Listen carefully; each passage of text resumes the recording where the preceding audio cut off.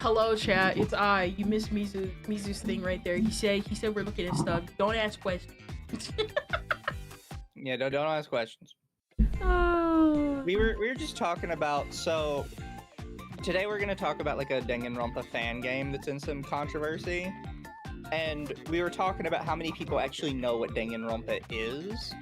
And my opinion is that most people probably know what it is, but they wouldn't know much about it. Like, you could probably ask the average weeb what's Danganronpa, and every single one of them would be like, oh, isn't it that game about kids killing each other or something? That's probably as much as they would know, but they would still know that. Yeah. Right? And then somehow we got onto the topic of, like, there's not many Monokuma plushes in the West.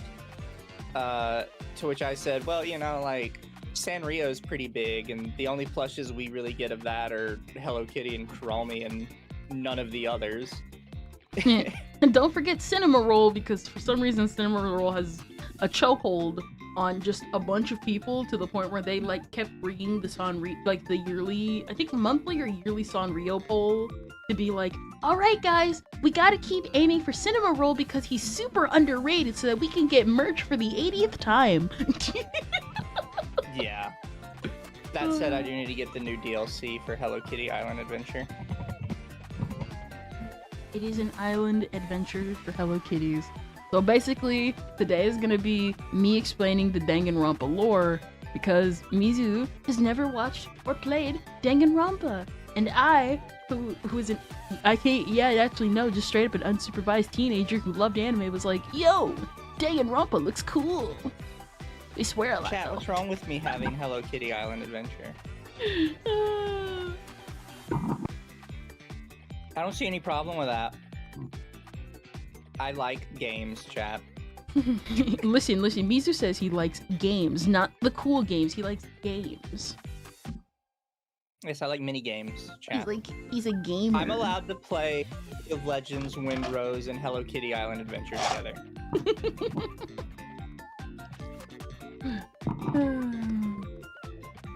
Also, I am a bit of a Sanrio tourist, because Kuromi is my favorite. I mean, it's Kuromi. Personally, my favorite. It's a little touristy. It is, but it is Kuromi. I mean, she and My Melody had straight up a TV series. If you didn't know who she was, yeah. Listen, my favorite was Choco Cat, and the fact that Choco Cat appeared once on a Sanrio poll so high in the US, we're eating tonight, all 5 of us Choco Cat fans. Yeah. Somebody in chat asked what my role was in League of Legends. I need to preface this. So my role in League of Legends is support. But I need to preface this by I play support in a way that specifically pisses off the ADC. Because I play kill lane support.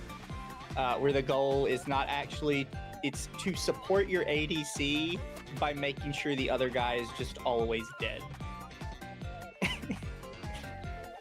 Which really pisses off ADCs, because it means I have like 30 kills by the end of the game, and the ADC has like 2. He's just raging in chat. I'm assuming that means that means you level up more than them.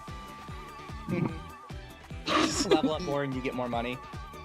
Yeah, I can see why that would make people mad, and why it would also be really funny. Based Pyke? No, Pyke is actually garbage. I play Annie. Annie is the real support choice. But chat, today we're talking about Project Eden's Garden, and I have to preface this with the same thing we preface every stream about. Don't go harass these people or like downvote their game or anything like that. No. We're just talking about the fun stuff. Yeah, pretty much everybody's collectively agreed. If you've looked into it, it's not that because most of this was a volunteer project, so it was just a lot of volunteers coming together to really make this game good. It's just that it had a yandere dev lead the charge, and he got kicked off pretty early anyway. Well, no, he didn't get kicked off early. He got kicked off recently. The other thing we've learned is that the people making this game don't really like Danganronpa, and they don't really like anime. So it was, what is it, the leader guy? He didn't like it. What is it? Because I gotta reread his name. The leader of the project was a guy named Soze. I'm gonna call him Soze because I want to. Basically, he was the one that didn't like it, but most of the team was. But he was, of course, head writer. And so you basically have a group of people who really like this game, and then just the one guy who's like, I know we said this was gonna be an action movie, but I kind of hate action and movies. But I guess Character design honestly gave that away, did it? It feels very like the art like comes across as like very 1-to-1 almost. Oh yeah, they got like actual people. So like most Danganronpa fan games, because this. So here's the thing with me. I was into Danganronpa up till V3. By then I left the franchise because it was over now. Like they said it was the last game. Well, that was the last game. And when I came back, I found out about the fan game community, and I kind of just hand waved it. Was like, you guys are doing a good job. You seem to know what you're doing. So, and the same thing was for this also, because I kind of hand waved it away, and then I found out through researching this, apparently this was highly anticipated to, I think, to the point where even like even the actual devs noticed, and they were like, well, I'm not going to interfere, but I know you guys are doing good, so keep up the good work. So this, they try to be as accurate as possible, and they want what is it? What's an anime you can think of where people love the aesthetic, but they just hate it? Oh wait, no, we already talked about that. I'm trying to think of one that like fits that description better. For me, personally, Attack on Titan. People LARP the aesthetic but hate the plot. I actually do like the aesthetic of Attack on Titan, but I think the entire show is an absolute shit show. Yeah. Because like also Boruto? No, we're not talking about Boruto. I mean, we do have a bunch of Boruto LARPers because they will do anything but watch their show. They will literally trash and dunk and fight with every other fandom but support Boruto. They freaked out with high heels. How you end up a fan of Boruto? Like, because at least with other shows I can get it, but Boruto, it's like, what do you like about this? This is retarded. They turned the ninjas into aliens. Like, what? That's why I said they will literally fight with every other fandom because they can't find something they actually like about Boruto. And then Boruto's a little annoying bitch. Like, it just can't get his shit together. But he's got the scar on his eye. Naruto was a little annoying when he was younger and like before Shippuden, but Naruto still had like a good heart. Boruto's just a bitch. I would and say he's like annoying. The thing with like Naruto, at least from my like small experience with Naruto, he wasn't, to me at least, he wasn't really annoying, but he was bratty. But like that brattiness came from a place of hurt, but he still wanted to do right. Whereas Boruto doesn't really have stakes because he's literally the son of the Hokage, and he cheated that one time, and yeah, that's it. Pretty much anybody, the only reason why I hear about Boruto is that one crying scene and anything related to Naruto because people don't care about Boruto. Like, they tried to make Naruto into a deadbeat dad because he's never home. But, like, first off, I don't believe Naruto would end up that way.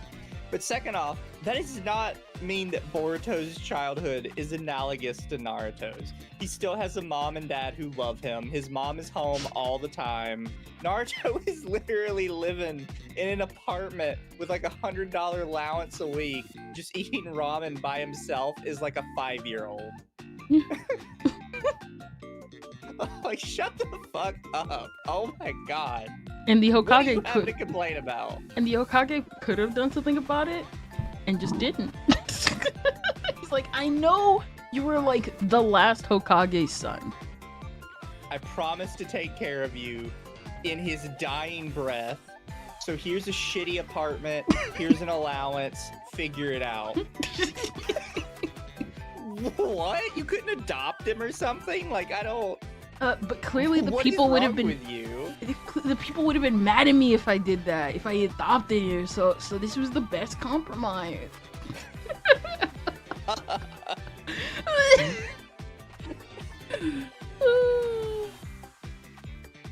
Oh, we're already way off track. We could do an entire stream just bitching about Boruto. I hate it so much. Oh my gosh. Well, it's time. It's time to explain the Danganronpa lore. But we're gonna be doing that by discussing what the heck is Project Eden's Garden. So for those that don't know from what I just said, Project Eden's Garden is a Danganronpa fan game. There are other Danganronpa fan games that are successful and have been released, like Danganronpa Another Story, if I remember correctly. It's called Another or Another Story. It's been a hot minute. I was researching this. So basically, there are successful Danganronpa fan games. The problem is that you have a subsect of Danganronpa fans that love and LARP the aesthetic of Danganronpa and kin a ton of characters, but they don't like the icky gross stuff of Danganronpa, despite that being like the literal reason why everybody likes Danganronpa. Like, we all acknowledge like how Danganronpa sometimes can be like weirdly tone deaf or tone whiplash, but we still love it. But you got that subsect of people, and none of that is an example than this entire document right here. Because imagine making a manifesto about your Danganronpa fan game. Okay, so I think it's in the side over here. So the first part of this document, you guys can't see it, it's off to the side. He's called the Obelisk Manifesto and Exploration. But I guess we're just gonna go through this. So we have the context first. So what happened? If I could explain this before that, if that's okay. Yeah. Basically, this is actually the third controversy this game has gone into these past couple of months. Because what originally happened was that they had again, most of this stuff is volunteer work, including the voice actors. And what happened was that the reason why all this came out like it did was they had someone contact a 14-year-old while they were 20 and grooming them. The victim then came out, not even thinking they were a victim. And once everybody was told that this happened, everybody, pretty much most of the voice actors and the artists just left. Because what the heck? Due to this, and I'm showing some of the Reddit thread right now. Due to this, what ended up happening was that somebody announced that it was canceled, because what happened was that after everyone left, someone decided to leak everything. They leaked everything. They leaked the story. They leaked who was going to be the murderers, who's going to be the victims. Everything was leaked.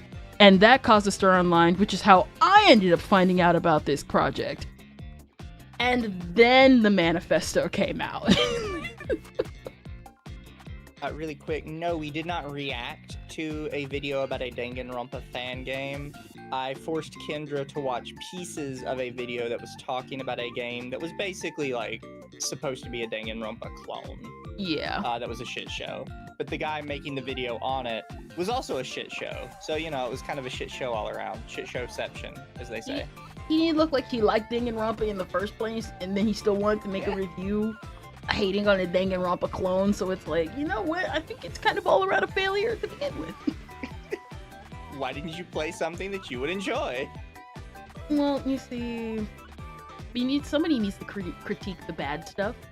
It's just that you should probably be a fan of the franchise before you actually do that. Yeah. Be a fan of something before you make a fan project of it, or before you try to critique it. What is it? And I'll also show this on my side for like those who are like, this was a really good fan game. Like this got attention from like the Danganronpa devs. And if you're familiar with Danganronpa's art style, it's very like, this was clearly someone's like actual like passion project. Someone actually put time and effort into this. It's just that Somebody the person it's just that I've been seeing some of the actual like people that helped with this online, and they are pretty much crushed by this entire thing, because now this manifesto has basically painted the entirety of their project that's already been canceled and like has been in the works for like a while. They just decided, you know what? We're just gonna. This is one Hail Mary to destroy its reputation. So, yeah. So I guess we need the context first, then. Yeah. I figured we'd both just have it open on our own sides. Yeah, I did. I've had it open. We're not going through all of this chat. This is 70 pages. We'll go through a lot of it, though.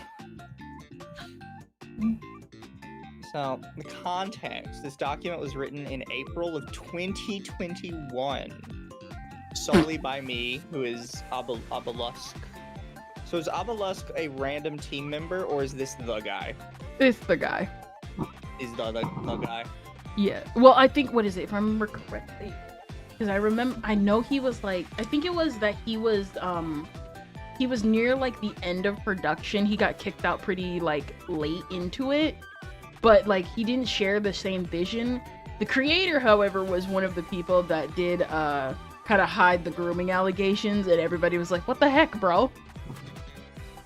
So this guy was important, but he's not the groomer. Yeah. So everything in this document would be the focal point for the team moving forward, and this document was intended to be amended over the course of the production should there be suggestions for changes, additions, or retractions to plot relevant information. In October of 2021, I left the production of Project Eden's Garden and instructed the team that they could use any writing from this document that they wanted, but were no longer restricted to the facts laid forth moving forward. The document was published April of 2026 for transparency's sake, and since the production of Project Eden's Garden has officially ended. There has been some confusion due to leaks of the story that occurred during April 2026. Hopefully this document should distinguish the initial writing of Obelisk versus the writing of the team moving forward after my departure. I will be direct about this. I left the team because there was a major contention between myself and the writing team on Project Eden's Garden, specifically the individual leading the writing team known as Soze. So Soze is the bad one. Yeah, he's the leader. Specifically, from month one of bringing Soze into production, she had pushed. Oh, it's a she. Interesting. She had pushed me numerous times into changing major parts of the story, including important, I considered vital at the time, story details such as who the mastermind of the killing game is. Yeah, no, that's if you're doing a killing game story, it's kind of important to know who's doing it, who's your jigsaw, so to speak. Yeah. If you're writing the story and you're just constantly changing who the actual villain is, like, you're kind of fucking up. My thing is that you can actually change up who's who, because again, sometimes the vision does change over time. Like, even Junko originally wasn't supposed to be the mastermind. But she was like connected in some way because she was like the first victim in the original concept art. The issue is everything else that happens with this.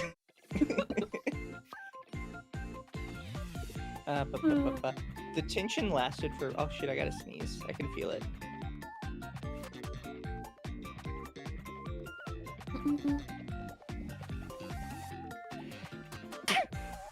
Bless you. Oh, thank you. I could like feel it really early, but it was waiting. Chat, just spam a bunch of sneezing emojis in chat now. I don't have a sneezing emoji, so yeah.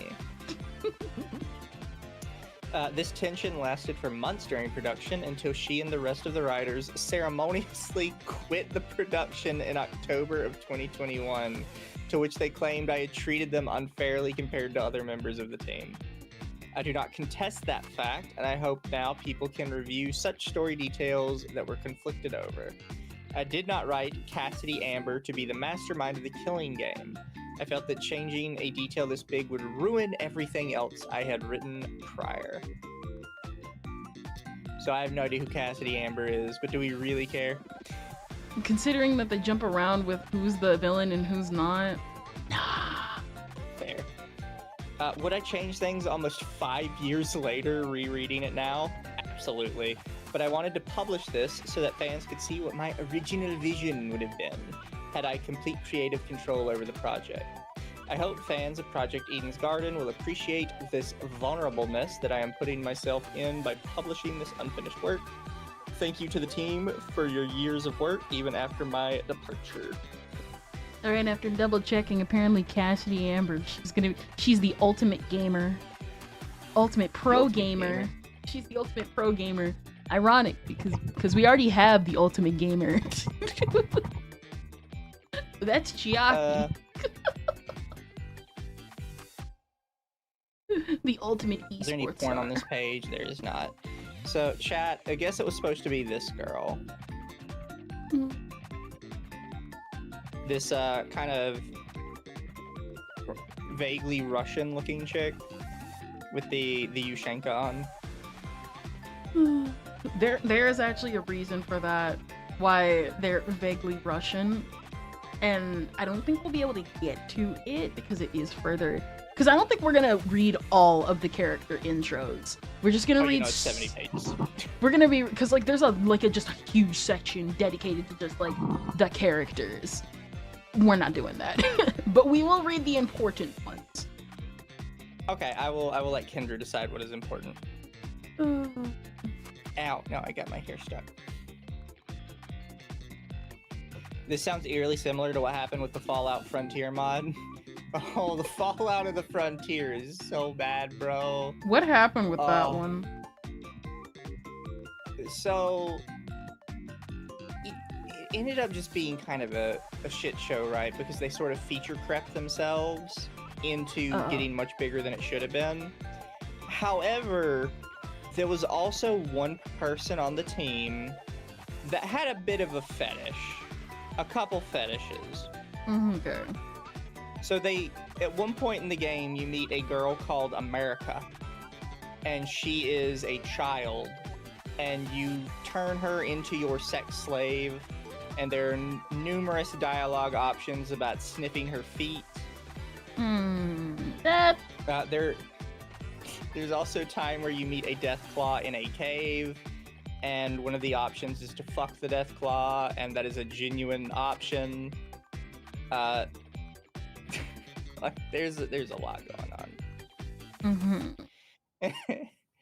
And ignoring the fact that the mod was just like bad in general, that one part like set a lot of people off because it had like a team of people that were not into that, let's say. I mean, that's so obvious. He says America was in her 20s. They started upping the age as time went on. We just slowly tick the number up, guys. But America uses the child model in Fallout, so... Were they making a porn game? No. Their excuse later on was that all of those things were supposed to only happen if you had the Wild Wasteland perk, which in Fallout makes like really weird shit happen, like aliens, and one of the famous ones is a flaming Yaogwai bear comes attacking you. And their excuse was, oh, we just made a mistake. It was supposed to be part of Wild Wasteland. Nobody believes that. It was just, it was people with fetishes. Listen, you're not gonna be, it's De Niro, right? I always forget his name. You're not gonna be De Niro. You're not gonna be the Godfather. Yeah. But, so do we want to read the start of this? Yes.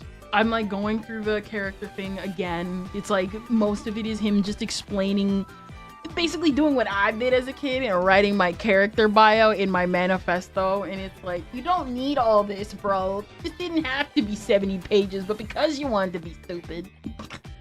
Yeah. Later though, I'll have to send you a video on Fallout Frontier so you can enjoy the shit show that happened. It was wild. Right. It has come to my attention that a document like this is long overdue for this project moving forward. I will start this story with an admission. I have a problem. A problem that existed long before I started this project. That problem is communication. Now I'm unable to determine exactly why I am unable to communicate my ideas and perspectives in a palatable way so anyone can understand my thought process. But that will not stop me from trying my hardest to explore everything related to this story, these characters, and the overall messaging and themes that I want this game to tackle over the course of the next year of work. Sorry, what was that? Sorry, I was like, okay, buddy. Yeah, I just got caught in like a yawn. No, not you. Just this dot. It's not the first. And yes, chat, they do refer to it as their manifesto. I don't know why they chose that word, but you know. Because some people think they're more important than they think they are. That's literally it. Yeah.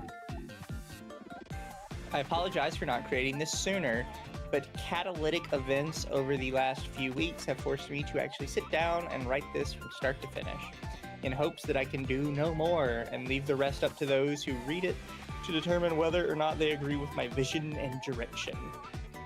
The purpose of this document is to outline the vision I wish to express with this project. If you determine by the end of the document that you're unable to see the vision and you are not confident in my role as a director, I would respect your perspective, but also ask that you allow me and the rest of the team to continue working on this unified vision without argumentation, not contention getting in the way of production.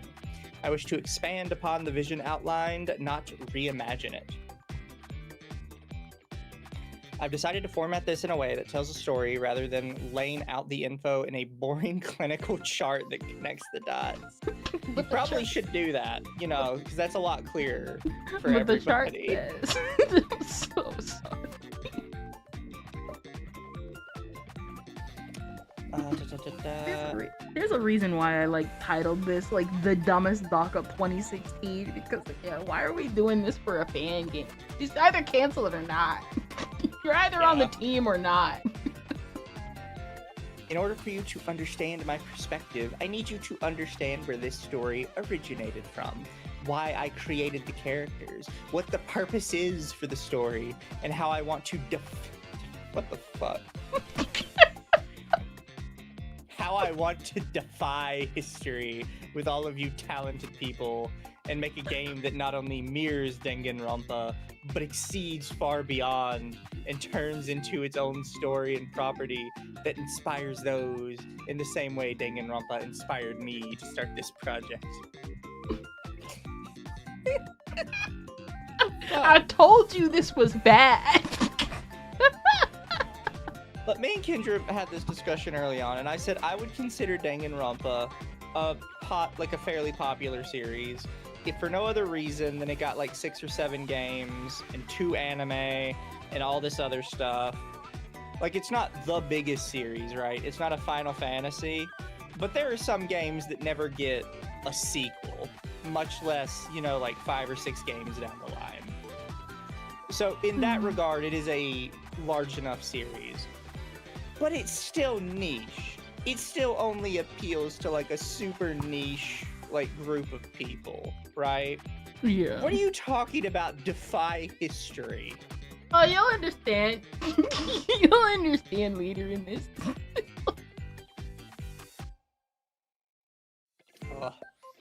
I've created a table of contents so that you can follow the story at your own pace or skip to the parts you might care about the most. My recommendation is to read through this in its entirety, from start to finish.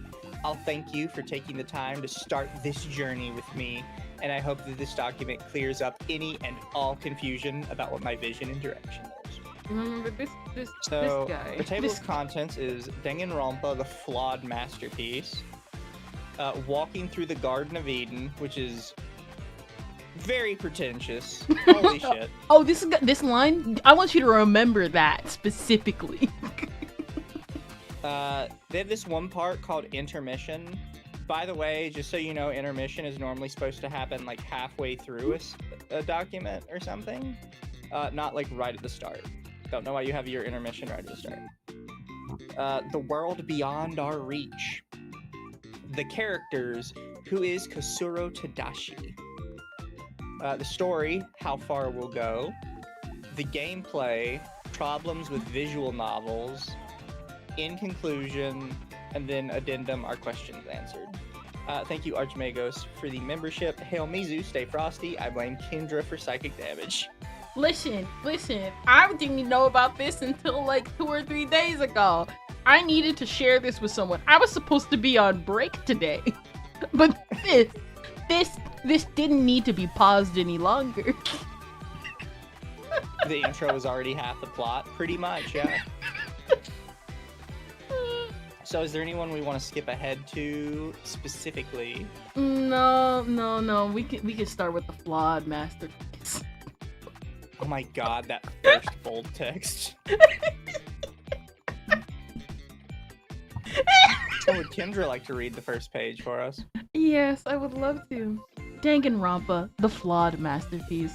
Now this is going to sound like it's completely off topic for this next section, but I promise you it all connects. I love video games, I love movies, and I love music. But I hate anime. And if I had to guess where my general animosity towards anime originates from, my best guess would be from over a decade ago, where I tried to watch the Dragon Ball Z episodes. They were interesting in terms of the art style and actual animations, but I came to the conclusion that 95% of the scenes between Goku and Vegeta involved them staring at the camera and breathing heavily. I knew I had no patience for that bullcrap and shut it off immediately. That's not like an anime thing though. That was a thing at the time to save money because they had to like produce this shit weekly. They had like ridiculous deadlines. Clearly from this first paragraph you can tell that's not their reason.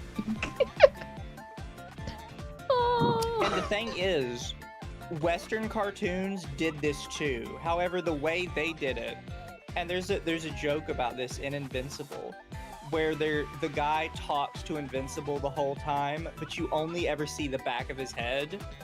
And he does like this whole speech about how they save money by not showing characters' faces so they don't have to animate the mouse moving or the facial expressions. That's how it was with like kids' cartoons back in the day, right? They would just do these little like talking segments where you never really saw anybody's face. And it's basically the same thing that Dragon Ball would do with like the breathing heavily at each other. It's just they filled it with like unimportant lines and filler that didn't mean anything. Or they did do it like that because it was supposed to be dramatic. And of course, like a 10-year-old's gonna not understand the full complexity of that until maybe they're older. And even then, it's just like, if you don't understand it, that's it. Yeah, there's Dr. Claw and Inspector Gadget. But I think about Transformers, because I watched Transformers as a kid. There is a whole bunch of Transformers that is just Optimus and Megatron shouting at each other. But because Optimus doesn't even have a mouth, it's just like his head bobbing up and down very slightly for like a solid 10 minutes at a time. Like that was just how it happened for like cartoons back in the day. It wasn't just an anime thing. Kendra already spoiled this next part for me, but now she's gonna tell it all to you guys. I never attempted to re-engage with the genre until my late teens, with one of my favorite animated series, Avatar: The Last Airbender and The Legend of Korra. If these shows don't count as anime, then my opinion must have not actually changed upon further reflection. And there were a number of factors that led to me feeling so invested in those shows. The story, direction, the world building, the character arcs, the developing relationships between the characters, and more importantly, the messages that were being conveyed by the creators of the shows. I just like the only anime I like are Avatar: The Last Airbender and The Legend of Korra. Considering like the recent like Korra discourse that everyone collectively agreed, what is it this morning? And even earlier, people were talking about Korra and like just how sometimes the writers were just weird and had weird priorities. Like how for some reason they were like, well, you see, the reason why Katara, they were saying Katara has parallels with this one character where she spiritually saved her virginity for Aang. I'm not gonna make a comment on that. And then recently, was it this morning, literally, Firelord Ozai and Firelord Sozin, it's like, oh, you see, clearly, Firelord Sozin is a bad guy because he outlawed gay marriage, because the Fire Nation was totally progressive, guys. They were totally progressive before Sozin and Ozai got into the reins. But because he outlawed gay marriage, that's what made him a bad guy. Korra was like, that guy is the worst. You know, Korra actually does do that at one point, which doesn't make any sense because Korra is not revealed to be lesbian until like the last minute of the entire series. Oh, well, these are the comics where we can actually get away with that. Yeah. Listen, this is the same comic series where comics. literally this is like the same literal comic series where Korra's parents are like, yo, see, sweetie, we actually support you in your gay relationship. However, we have And to she's let you mad know. because they don't give her like more shit. They're like, no, we're progressive and we actually understand you. However, the leaders wouldn't be against that. And they're not even telling her to like hide. They're just like, just know that the leaders aren't for that. And then she like abandons her parents because they weren't supportive of her. Despite the fact that they literally just said we are supportive. It reminds me of that God, what's fake Iron Man girl called? It's like a Riri something. Oh, Riri. I know what you're talking about. I just Where know her she's as- in school talking to the teacher, and she like goes on this speech about women's suffrage and shit. And the teacher's like, "Oh, that's wonderful. You can do all of that." And she's like, "No, you're supposed to tell me that a woman can't do that." Oh, And she's like, "Well, no. Like women's suffrage was achieved like decades ago. Riri, women are allowed to do anything that men want to do." And she's like, "No, you have to like oppress me." You're talking about the Ironheart comics. Everyone collectively agrees. Because it's the same guy who wrote the original Miles Morales line. Because everyone knows that the Miles Morales and Riri's first comics sucked. This guy cannot write a good black character. This guy probably can't write. But at least other talented writers actually got a hold of them and made them good stories. The problem is that I think there's a problem with this guy specifically. I mean, Riri, like her entire story is that she stole Tony Stark's shit, and then she's like, "That makes me a good superhero." It's like, I wonder what person in the writer's room was like, "We have our first black Iron Man, and he's gonna get his suit by stealing it." Never mind the fact that and I had to go out of my way, which by the way, I find it funny how the comic community is always like, yeah, no, piracy is so easy on our side compared to manga, and it's like, no, it ain't. I had to search for 2 years because I was doing it on and off to find an actual pirated copy of Ironheart's first issue.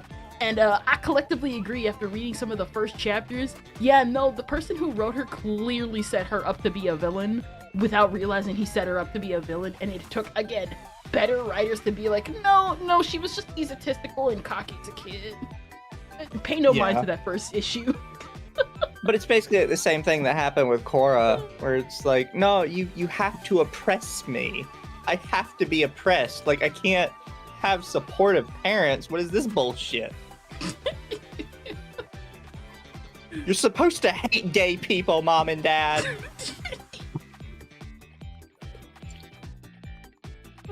Also, Korra literally killed all the other avatars, so fuck that bitch. Oh yeah, no, here's the thing. Regardless of even if Korra's series was good or not, everyone would have just hated her for that alone. Brother... Typically, you're either an Avatar fan or you're a Korra fan, but you're not normally both. Yeah. Listen, I say this because I was hyped for Korra without any internet discourse. I thought that love triangle was garbage. Oh yeah, a lot of people started hating Korra as it went on. Because even at the start, it was kind of fine. But then you started going through all this stuff, okay, now we have a love triangle, now Korra's a cripple. Now we're just doing slice of life anime with these two yandere chicks and Korra's ex-boyfriend. Oh, and it's what the fuck are we doing? I still think Mako's a massive cuck because in the comics they literally make him the supportive best friend despite having dated both of them. And I literally just headcanon that he just has a conversation one day of being yeah, both of my girlfriends used to date me and then they broke up and then they dated each other. Of course I'm super supportive of that. To be fair, at least they gave him 2 yandere baddies to work with, so it's not as rough for him. They just made him Zuko if Zuko was a cuck. I'm sorry. I will still live with that. Zuko is a cuck in the comics.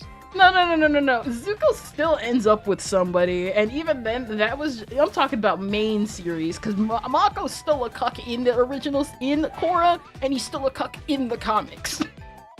Fair. Let's continue with this beautiful masterpiece. Clearly, we're not. Is this fucking Star Wars: The Old Republic? Yeah, Knights of the Old Republic 2. Why we got pictures of Knights of the Old Republic in this? Let's read. Also, thank you, Internet Zen. No Kendra. By all accounts, from every comic guy I've talked to, Ironheart is still irredeemable garbage. Miles Morales is only one of Bendy's black characters that is redeemable. I am genuinely wondering how we're reading a document about a Danganronpa fan game, and somehow fucking Knights of the Old Republic 2 comes in. Let's read and see. It was these shows that made me finally believe that fictitious animated content could truly move and inspire someone to change their views or beliefs in the real world. And that Are you a boomer? Can I be real with you? He sounds like a theater kid. A little bit, but also a little bit like a boomer. Like, can you believe people watch these cartoons? Yes? What? How old are you that you didn't think animated content could be meaningful? That's just weird. Alright. Why are you making a game?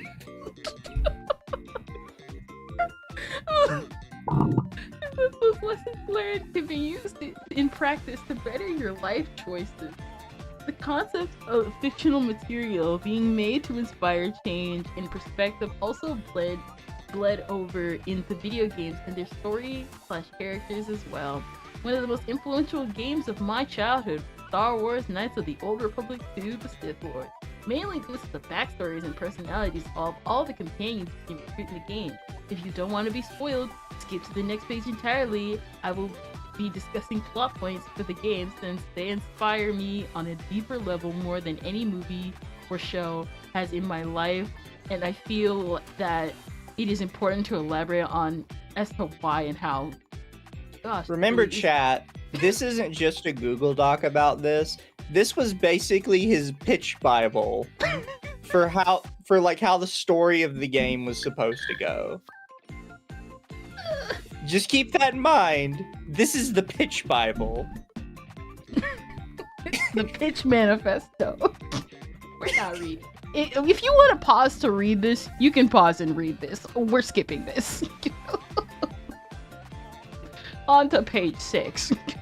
My point is in referencing different works that have inspired me is to illustrate exactly what had formed my views and understanding of the world to this day, and one inspired work of no particular importance is the Danganronpa franchise. I was led to play the first installment after I had a friend of mine recommended to me when I posed the question of what's a good anime game that you want to see my reaction to.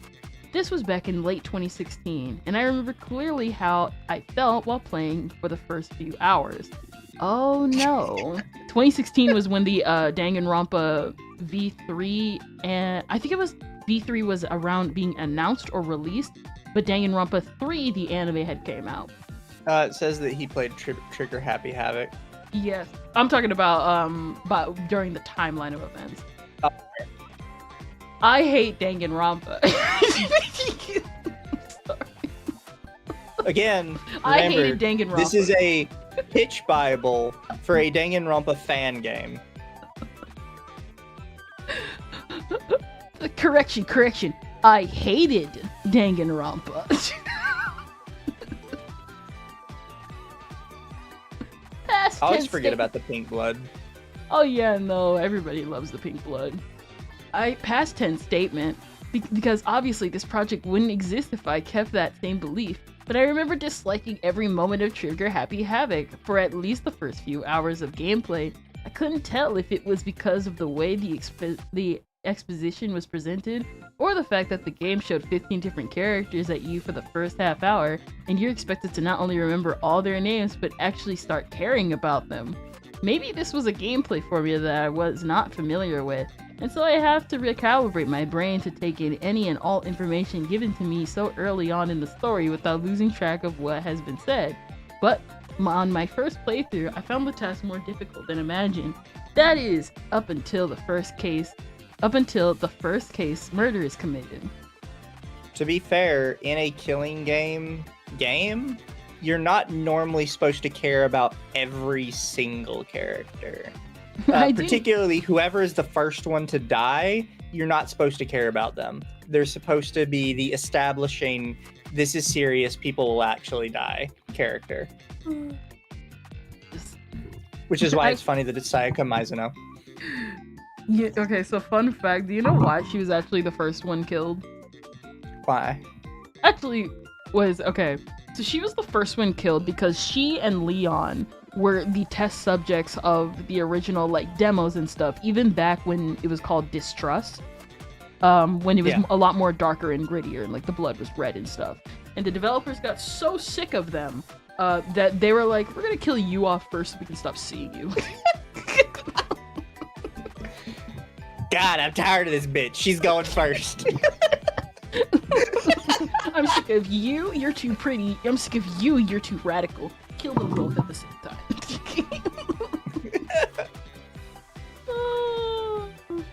But yeah, no, like, he's like, I'm supposed to remember all of these people? No, you're not.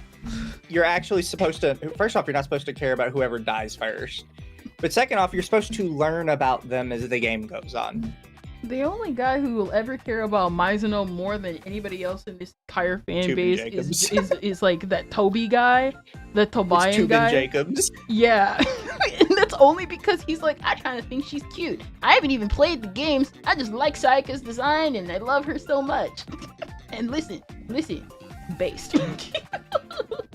I don't know. He said since then he doesn't actually like Sayaka Mizuno. He just did it as a meme.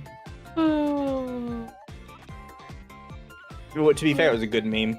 It was a good meme. I know he like released a short recently where he was like, yeah, I kind of actually like her a lot more because like she's like, it wasn't somebody like, she's like, what is it? He said basically like, I liked her design and I was like, heck, why not? And then he like still likes her, but he just hasn't played games. Yeah. Now he just makes 40-foot tall cutouts of Mori's feet.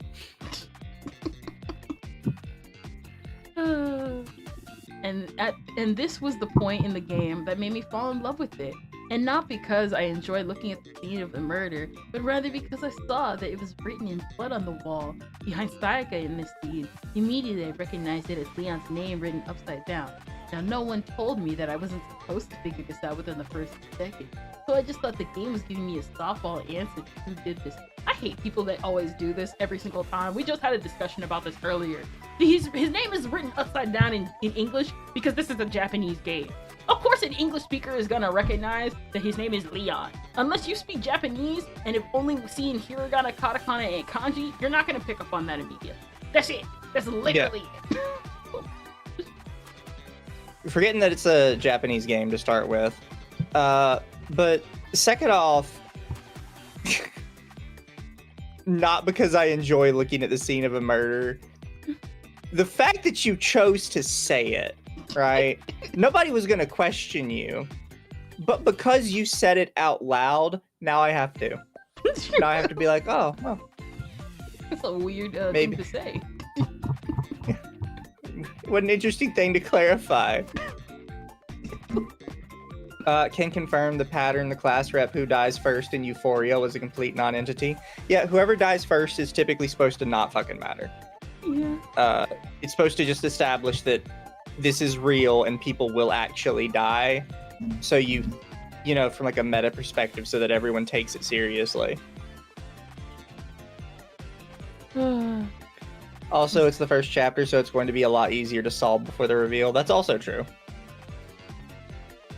That annoys me with some people that play games that are like, I don't understand. Like the first chapter was so easy, and then everything after that got harder. It's like, yes, that's game. That's how it's supposed to work. Congrats, you graduated from literal kiddie baseball to the major leagues. Mizu doesn't get the reference. I know the reference. I've watched Euphoria. I hate Euphoria. I hate it about the same reason that I hate school days, but you know, you do you. Oh, what is it? Let's continue. But when the game proceeded to tell me that it was written on the wall, it's actually the number 11037, I was utterly baffled at the notion that I'm not supposed to make the connection in my own. Now I can't lie and say that this wasn't infuriating to me. The fact that the game was slower than me to understand the context of this clue, oh my gosh, but I gave up caring about it very quickly, and instead decided to focus on the rest of the investigation for this upcoming class trial. And this is where I found the magic of the game. It's in the discovery. Brother, just play a Phoenix Wright game. Oh my god. Taking all of the separate clues out of context and piecing them together in order to create a seamless, coherent narrative for how the murderer carried out their plot. It was beautiful, and the most intricate the plot was it. And the more intricate the plots, the more invested I became with trying to solve them and move forward with the overarching story. Every class trial was an event I looked forward to, even if I hadn't the slightest idea who was the murderer for the chapter in the game. I have played a lot of video games over the course of my life so far, and none have given me the same feeling that Danganronpa has over the course of the last few years. There's something to this formula where you put people into a despairing situation, force horrible things to happen, and then try to solve everything by putting all the jigsaw pieces together. Except those jigsaw pieces are fired at statements being yelled at the other character. And at the end of solving every mystery, there is this feeling of hope, where even though bad things happen, you still felt like you were in control when going step by step to figure out who was behind it all. And there is a feeling of relief knowing that there can be closure of this event. But like the eye of a hurricane, the calm will eventually pass. I was inspired. Play Ace Attorney, play Professor Layton. There's like a bajillion other games that do this. But Danganronpa. My thing is, like, you can be inspired by like the first of the genre if you really like it that much. But this guy acts like he just struck gold on a diamond and was like, you know what? I hated this game, and I hated the fact that chapter 1 was just chapter 1, but I was inspired. So let's be inspired right now. It continues with, why weren't more stories using a formula similar to this? There are. Why weren't there any other video games trying to replicate the magic felt from this one? There's like 6 other Danganronpas. So there's a lot doing this. By this point in the like franchise, there was Danganronpa 1, Super Danganronpa 2, V3 was gonna come out, and the original anime came out already by then. And then the conclusion of with Danganronpa 3. Like, all of that was already out. It's like, just go play Super Danganronpa 2.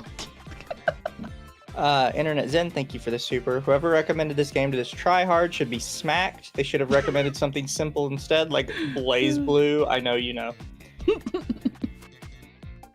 Or if you know, you know. I've never seen Boys Blue. So how come in the last few years the Danganronpa community has grown exponentially, despite the fact that the studio said they would not work on another installment? All these questions led me to dead ends, and I was completely unsatisfied arriving at that conclusion. So that's when I decided that I wanted to fill that void. Not because I love Danganronpa, because I still think there are a number of glaring issues with the game and franchise as a whole, but rather to do what nobody else is doing, or at least what no team has ever come close to accomplishing. I saw a diamond in the rough, a gameplay formula replacing that of the Danganronpa series, paired with fresh, comprehensive story that focuses on something deeper than that of the inspired material. would attract both fans and non-fans of the series. I wanted to bridge the divide and to make a game using Danganronpa as my roadmap for how to deliver my messages, my ideas, and most importantly, my inspiration to the players. My hope was to help those who didn't know they needed the wisdom that I possess, and if I can deliver all this through the project, then anything more in life is just a bonus. Oh my god. Why is it the fucking Windows wallpaper? You know why Danganronpa, again, Danganronpa was over. The reason why Danganronpa grew in popularity again was because the literal conclusion of the series was the anime and V3. That's it. Yeah. That's it.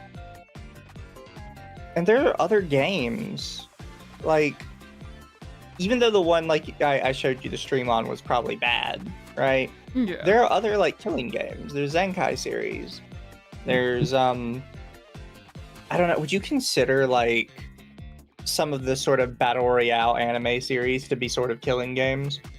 Not in Or do you think it needs like this investment? What is it? Because like the thing is like with most like killing game type series is like most of them are like based on battle royale, which is basically like the original like killing game, and then you got stuff like Hunger Games. Like there's got to be like specific criteria and stakes to it of characters you're supposed to like want to get to know and you want to like survive. Yeah. And you can have like battle royale games, but it's kind of like a squares and rectangle situation. Not like all killing games are battle royale games. Like they can be, but they're not. You know what I mean? Fair. But no, it's just like there really are other games in this series. You just have to actually give a shit about Japanese stuff, because it's really just the Japanese guys that are making them. Yeah, not only that, but it's like the reason why Danganronpa it is the way it is because the creators were inspired by internet culture. You don't understand internet culture, you're not gonna understand Danganronpa. This is literally a game for otakus by otaku. Exactly. So now we're walking through the Garden of Eden. What is it? El Ringo says, "Holy moly, I wish I had that level of self-confidence." You and me both, buddy. I wanted the first story I ever worked on in a professional sense to be something that would be impactful yet timeless. And all the books to ever exist in human history, it looked.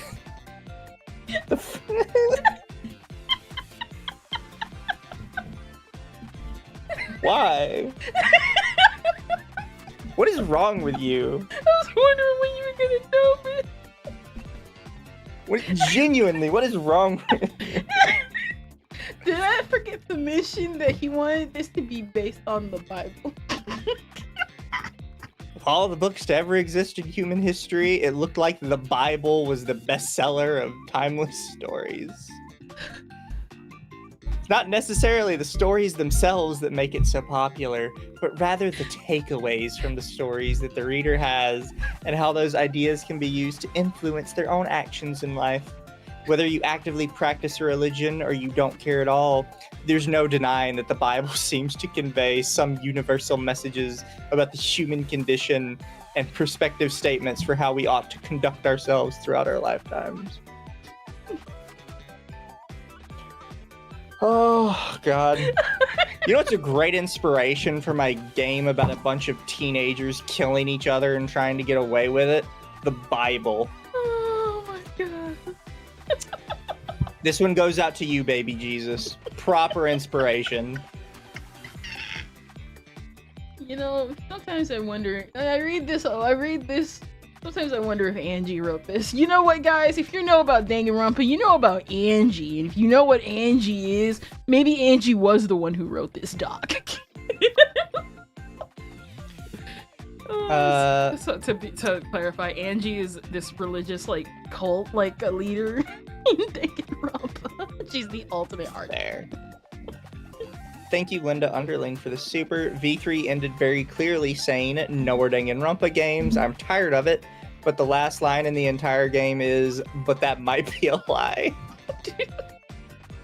Listen, the only thing we've ever gotten from Danganronpa since the spin-offs and even the new Super Danganronpa 2 remake is just the same game but with upgraded sprites, and oh hey, we're gonna change the murderers around because that'd be cool.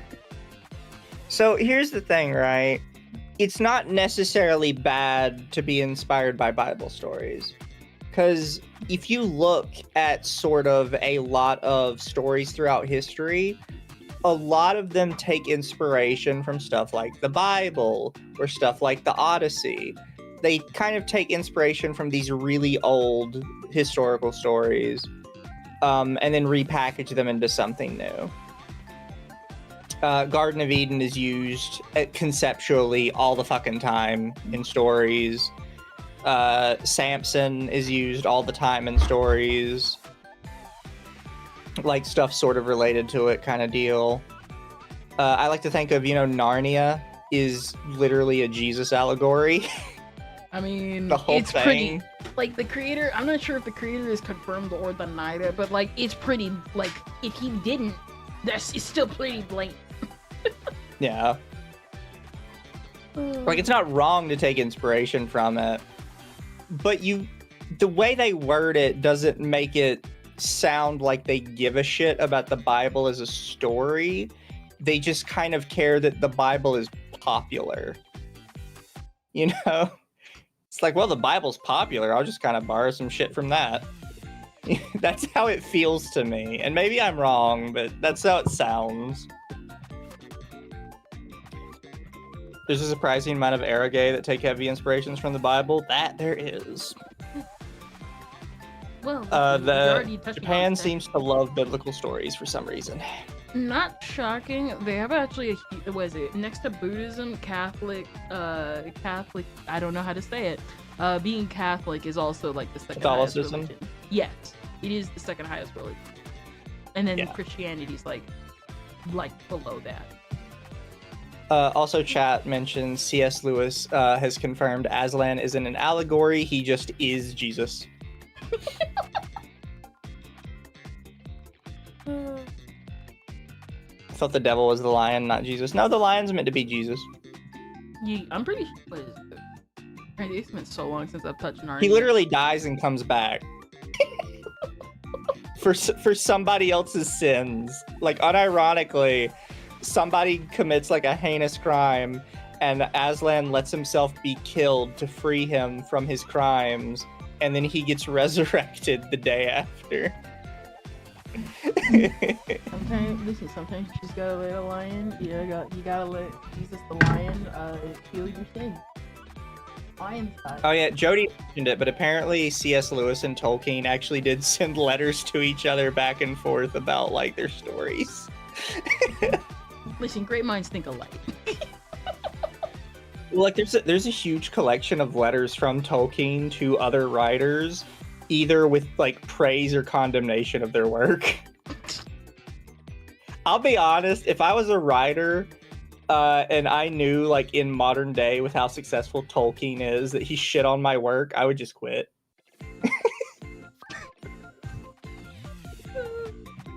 Is Gandalf Jesus? Possible. But if this book can witness the births and deaths of nations across the world and still remain one of, if not the most influential narrative on the planet, then there must be some value to the content. You see, that just affirms what I said even more. You just like the Bible because it's popular. Keep reading. We gotta keep reading. There must be some value to the content contained on the pages, but here's my problem. I don't like reading. Last time I read a book is when I was 14, and it was How to Win Friends and Influence People. You had some fucking issues, bro. Thank you, Internet Zen, for the super. C.S. Lewis was very open about his biblical allegories in multiple Narnia books, Lion, the Witch, and the Wardrobe. Aslan is Jesus incarnate in that series. Tolkien ribbed C.S. Lewis hard for it. He hated allegories. Thank you for that, Internet Zen. Yeah, it's not that the last time you read was when you were 14. Because the last time I read was probably a solid like 5 or 6 years ago myself, other than Google Dockies. It's what you read. it's specifically what you read. This is like a meme that you got dating advice from Andrew Tate. Not even like from like a Andrew Tate book. I mean specifically through Andrew Tate himself. He sat down on the couch with you. What was it, El Ringo? You wouldn't get that out of me even with experience torture. in dating, but I did take a course with Andrew Tate once, so kind of an expert.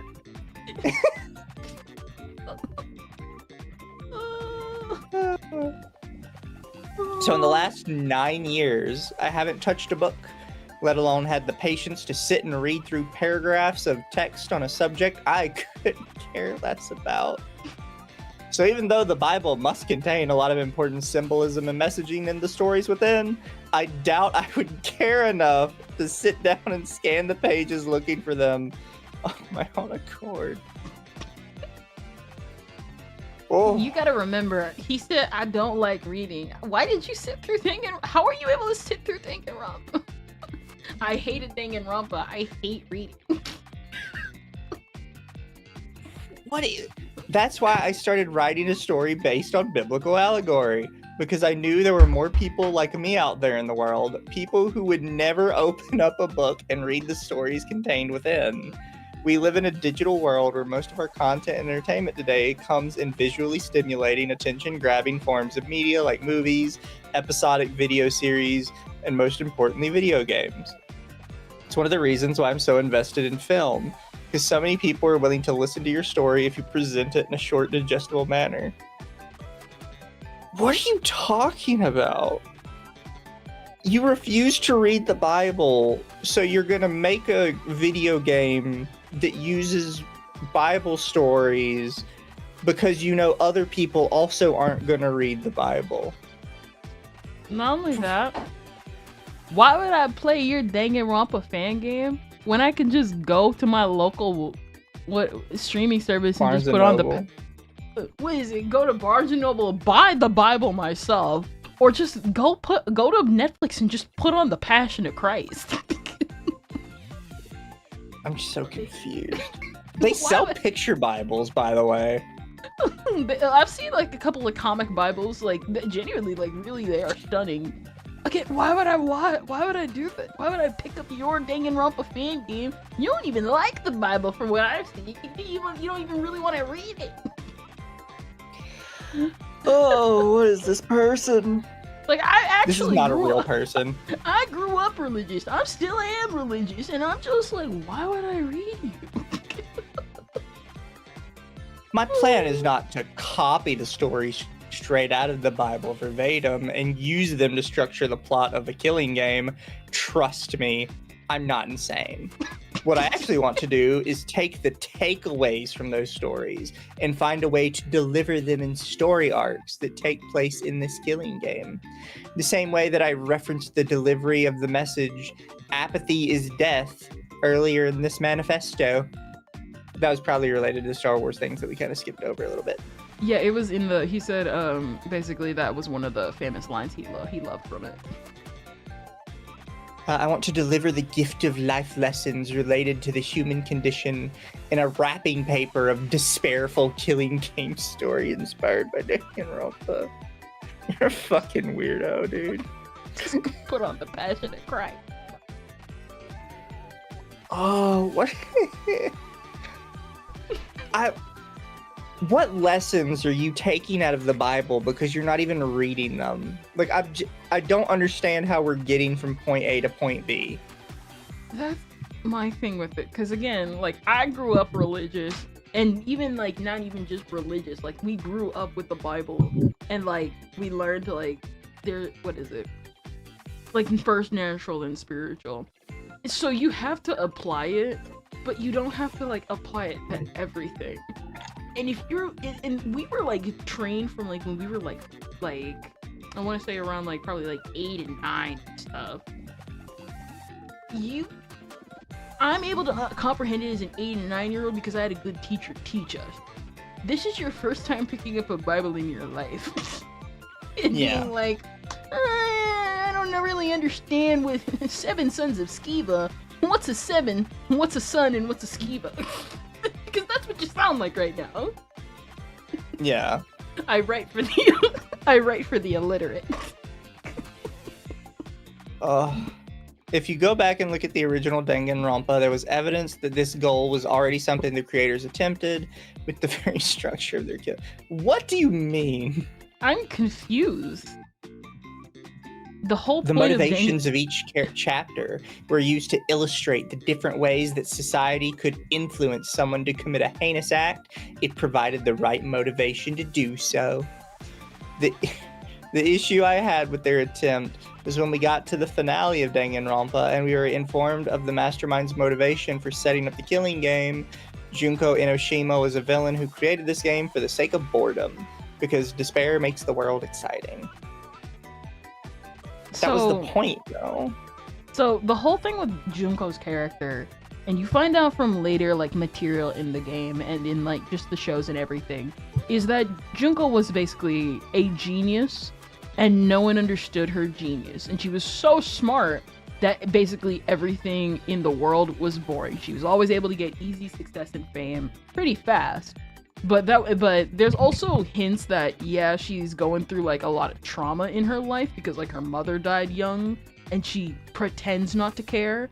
And then there's the whole thing with how she killed her sister and she's like, oh, truly, I feel bad for it, but it's despair inducing. And it's like, nah, it's very clear that you are messed up by that, along with everything else you've done up till now.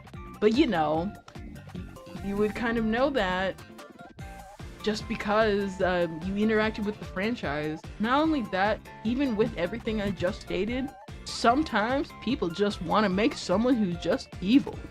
That's it. It's supposed to be about the charisma. Sometimes you just gotta make a scar, make them charismatic as possible, and then just have them play it up. Doesn't need to be the biggest allegory in the world. It's, I made them evil and I made them funny. Thank you, Noir, for the super. That's literally just the Old Testament in a nutshell. Stories meant to teach life lessons. Also, I put a Band-Aid on my arm where I cut it, but the cut was too long for the Band-Aid, so I just kind of used the adhesive on parts of the cut, and now I'm realizing that was a horrendous idea. Yikes. Shit, fuck. It hurt. That was a bad idea. I didn't think that all the way through. Lesson 7, wipe out your enemies. Happened to my arm. I bumped into a box that had something poking out of it that just like cut down my arm, so that was fun.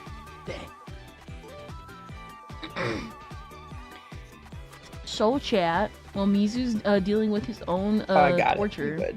how are you enjoying My own the ultra doc so despair. far? Yes. You know what? This is our despair. Forget about the most tragic thing in all of human history. This is our tragedy. Oh. Oh my God. Sorry, one of my friends messaged me. They finally got their Discord back after they clicked on a hacked link. Oh. Thank you, Internet Zen, for the super. I'm 13 and this is super deep energy. No, for Lord real. in heaven, this guy would get lost reading through Genesis alone. There's a reason why, like, Junko is the way she is, because if you make Junko a nuanced character, then that defeats the whole point of the killing game. Like, there's a reason why, like, if you want nuance, go to Jigsaw, and even then, it's still point blank, you are torturing people. Where was I? Oh yeah, this was a missed opportunity. This is a missed opportunity, and I want to seize it. We can create a villain motivated by more than just malicious intent. A mastermind with the drive to make a point with their motivations. You really do just want to play the fucking Saw games. motivations that purposely put the human condition on full display, exemplifying the gray areas that surround our interpersonal relationships and life experiences. And it shouldn't just end with the motivations to kill themselves, but further divide into how we can create subplots surrounding the cast unrelated to the killing game that might push similar messages of hope and perseverance in the face of utter despair. Now, to make another thing ultra clear, I don't believe that every message in this story should be one that solves a problem that the characters face or conquer. Rather, I want messages that force the player to think about what the answer could be. Have the message send you down a path of self-reflection. I want players to walk away from this game with less questions directed towards the game and more questions that they direct towards themselves. So just Danganronpa. It's just Danganronpa. Just go replay Danganronpa. This is 3 Deep 5 me, man. But yeah, this is they literally do just want like a Saw movie. So questions I'd like to see from players while playing this game. Is this something I would disagree with? If I was in this situation, how would I have dealt with it? Why can't these situations be simpler to solve? How do I feel about the decisions made here? What was the purpose of this test, motivation, punishment? Statements I would like to see from players while playing this game. Wow, I hadn't thought of that before. Man, that's a tough situation. I don't know what the right answer is here. I can totally understand both sides to this. This is a new take for me. I'll think about this one. I love that this story forces you to deal with the difficult dilemmas and no clear answers. Look, when you have a game about teenagers stabbing each other in the face, there's only so much nuance you can put into it. My thing is, he's literally just described Danganronpa. He literally just wants to replay the first game. Just play Danganronpa 2, bro.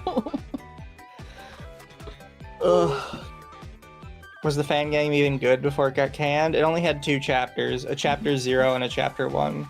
A lot of it was really iffy from what I looked into. We'll get into it when we read some of the characters, if we can make it that far. My personal opinion is that these questions and statements above are the goals that I wish to achieve with my story, plot, characters in this killing game.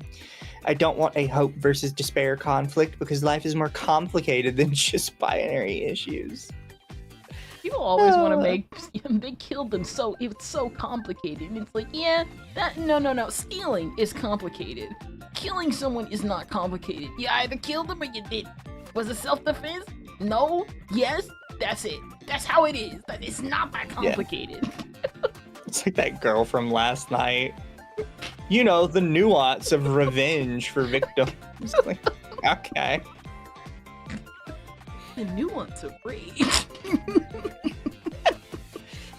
I'm so glad it tackles such a nuanced subject this well, like sexual assault.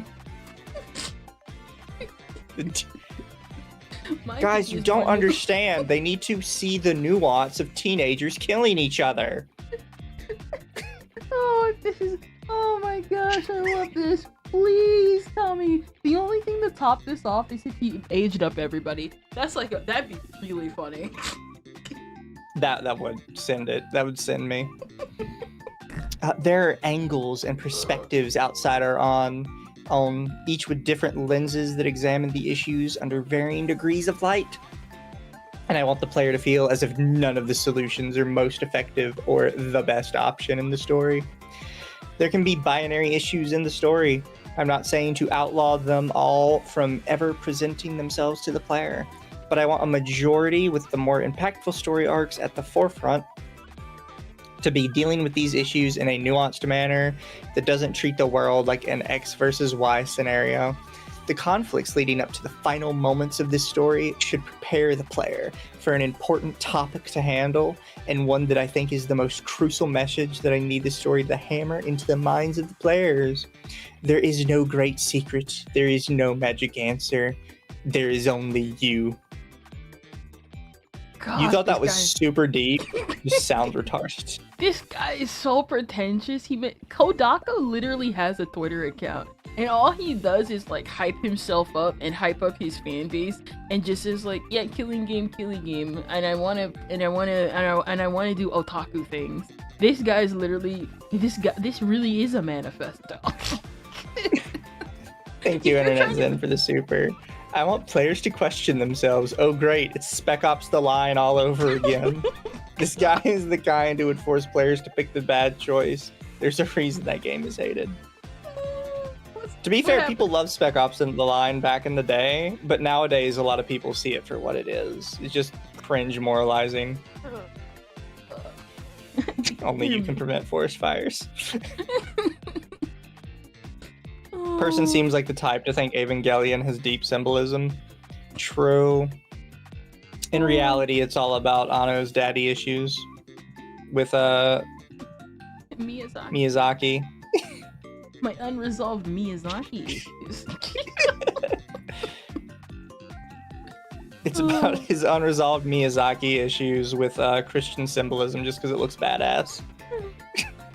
Was it legit? I thought Mizu was gonna say, and there is no Queen of England. A couple people in my chat said there's no Queen of England. Oh, for real, this guy. Oh my There is no great secret, there is no magic answer, and there is no Queen of England. People are posting that clip the fucking day she died, by the way. I mean, I was gonna say literally an hour after she died, I saw that post all over Twitter. There really is no Queen of England.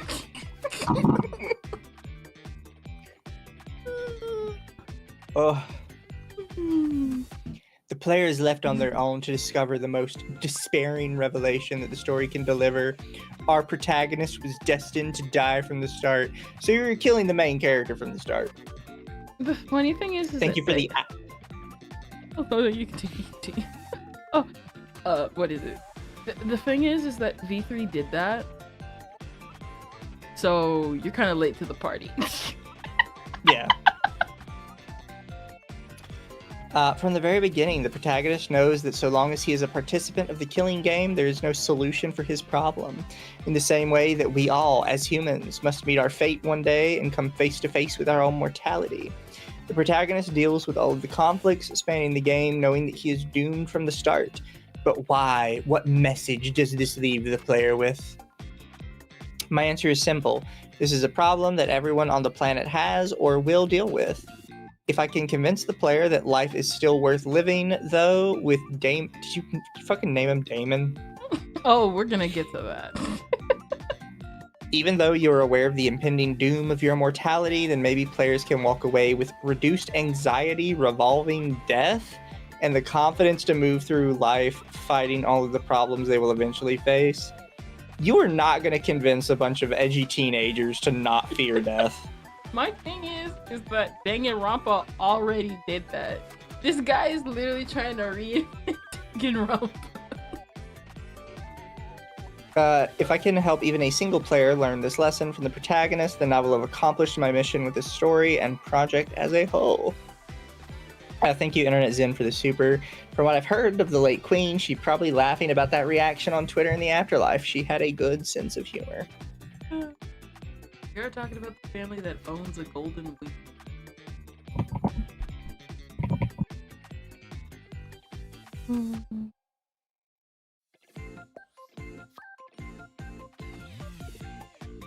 They own a golden Wii? Oh yeah, Nintendo made them a custom solid gold Wii back when the Wii was new. It's the only Wii to ever exist. Like real gold. So, too. They do have a random intermission. We arrived at what I consider the point of no return for this manifesto. And what will be a transition from talking broadly about the goals and inspiration of this project to specifics for the plot, characters, and goals / execution of these ideas. So this is just telling you, they're good from here on out. They're gonna get into detail about everything. Yes. What the fuck is this picture? He's laying the pieces. He's laying the pieces. I have no idea. Thank you, Red Hair Cross, for the super. Unlike other mecha anime, mine is about the characters. That's what they said about Darling in the Franxx and Guilty Crown, but you only remember it for the wife.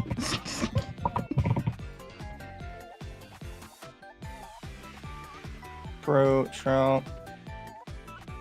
So, do we want to do the world building, or like what part do you want to do? Because you've read through this.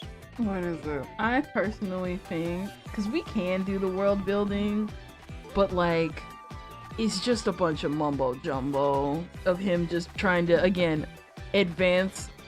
We literally could just jump around this and just go straight to the characters, because we can talk about the Etika stuff. we could just get that out of the way right now. So how far down are the characters? He details every character in the game. Yeah, but like, where is that at? Is it right here? The characters, who is Korosura Tadashi. No, yeah, it starts here then. Yeah. Is this our main character? Yeah, it looks like it. Yep. Wait, why does it say who is Korosura Tadashi, and then it says creating Damon Maitsu? It was very easy for me because in part Damon is me, in a sense. So you wanted to start here, I guess? Yep. You want to read? Let's see. Let's go all the way down. It's page 26. Yes, I'm trying to go back down because I have it up on my phone and to do quick scrolls and on the PC. What is it? Creating Damon Maitsu was easy for me because in part, Damon is me, in a sense.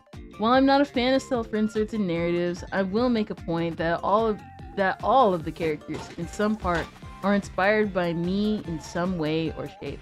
What Damon encapsulates is one of my more difficult personality traits for people to experience. Lack of empathy.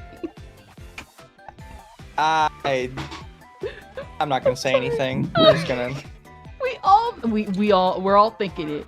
We're all thinking it. I'm just not gonna say anything. Okay. I discovered empathy at the age of 30 energy. David starts the story painting the exact picture of what Ava believes. Ava's the other protagonist. Leads people to a person Two protagonists? with no. So Danganronpa always has dual protagonists. So there's the self-insert protagonist, and then there's always like the ones who's like the second protagonist, who's usually like the smarter one, who's like helps the player character, and then the third technical protagonist. Oh, you mean the tutorial? Kinda yes, kinda no. What is it? It's like how Professor Layton, and I always forget why do I always forget his name? The little guy. How he's supposed to be like the starter, like little guy who's like the self-insert for the player. And then Layton's like, hey, you might want to look at this hint over here. Or, hey, I came to this conclusion, but somehow you're coming to the same conclusions as me. Basically that kind of thing. Have they ever had a deuteragonist in Danganronpa that betrayed you by the end, and you found out they were lying to you the whole time?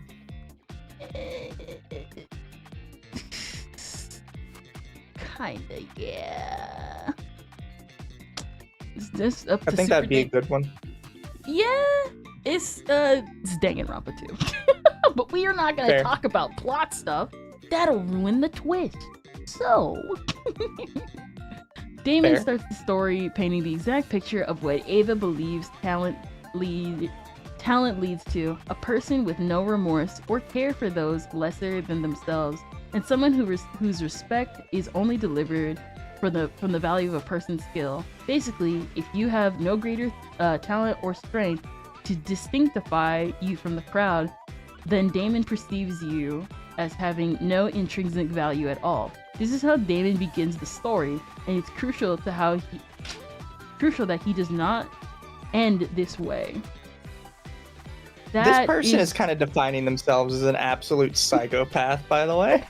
Can I tell you something that's really funny how he just described this? Do you know about Nagito Komaeda? Vaguely. This is exactly how Nagito talks in the actual series, and everyone collectively agrees that brother should be on medication because he's a literal psychopath. Well, I mean, you're sitting here, you're telling me that you have you base this character off your lack of empathy, and that this character believes people that, like, aren't useful to society are literally don't have value as humans. And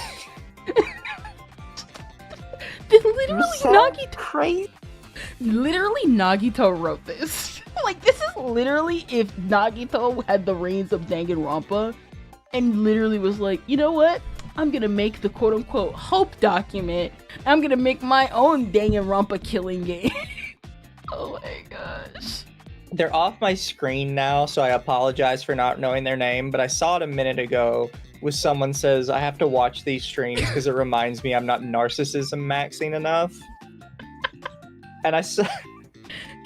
It's so true. Like, I jokingly call myself a narcissist, and then I read some of these Google Docs, and I'm like, you genuinely don't know how to introspect at all. Like, you lack the ability to self-reflect. Like, just point blank. I genuinely don't think you can examine your own actions. What is it? Can I, I'll be right back real quick. Is that okay? Okay. Yeah, no, you run. Do whatever you gotta do. So chat, how's it going? How's everyone doing?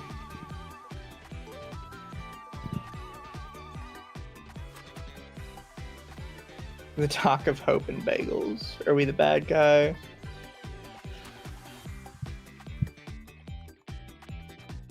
But I hope everyone is doing well on this fine afternoon.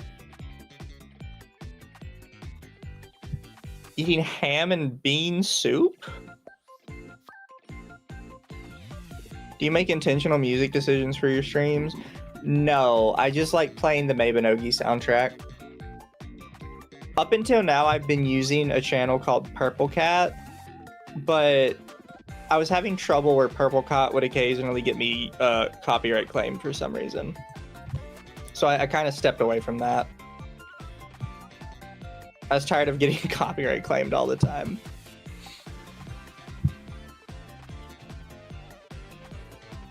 Mizu West Coast confirmed. Am I going to try out Neverness to Everness? I probably am for sure. I don't know if I'm going to stick it out.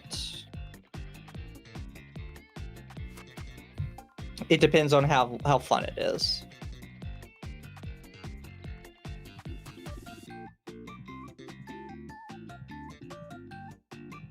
Thank you for the nice PP chat.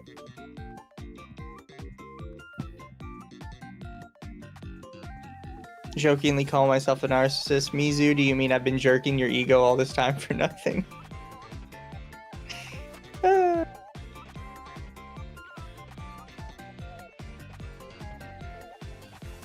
feeling better about myself listening to this. Maybe I'm a better person, I believe. If you think you're a narcissist, by very nature of considering the fact you might be a narcissist, you're likely not one. Because you're showing that you can self-reflect, and a lot of people with these issues genuinely cannot self-reflect. They cannot understand why how they act is inappropriate.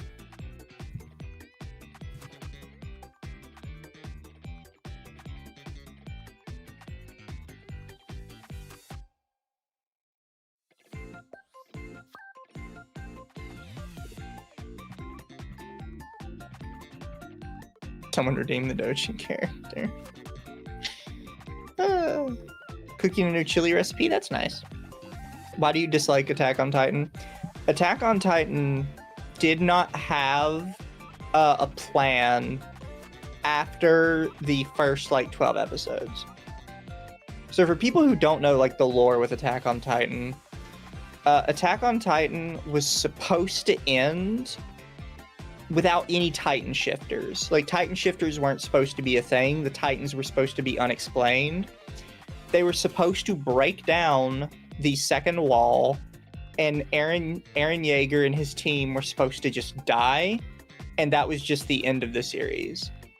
But then it got really, really popular. So the writer was like, well, shit, I can't kill my characters because people like them. So I have to, like, ass pull a reason to keep the story going. So after that part, he is literally just winging it and trying to write in reasons for the story to continue. Which, I don't know if that's worse than what Naruto did or better. Because for those who don't know how Naruto did it, thank you for the Dojin character. But how Naruto did it was the writer, all he knew was that Naruto would end with Naruto and Sasuke having a big battle and culminating with them being friends again. And that is the only plan he had for Naruto. Everything in the middle, he just winged it.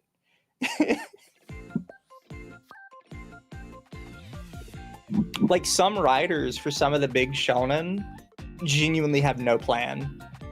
Thank you for the booba.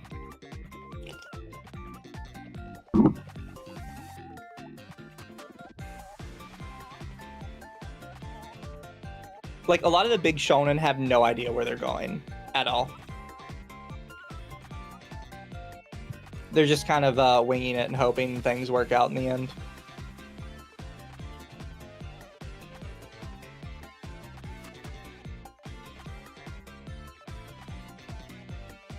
You can tell Shippuden was free flow. Yeah.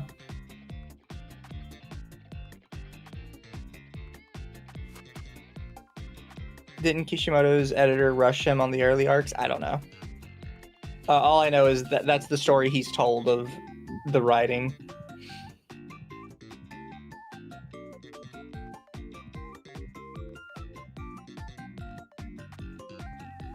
Favorite anime of all time? Angel Beats. Angel Beats or Hellsing Ultimate. I unironically think they're both just as good as each other.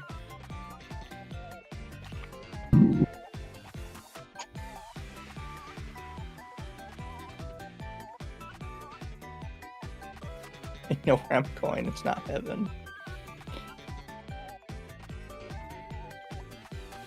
Oh shit. I dropped my thing. Oda knows how One Piece ends. Yeah, but they knew how Naruto ended too. Does Oda know how you get to the does Oda actually know how you get to the One Piece? I think there's a chance that he doesn't. Is Kendra taken to the great beyond by a set of headlights?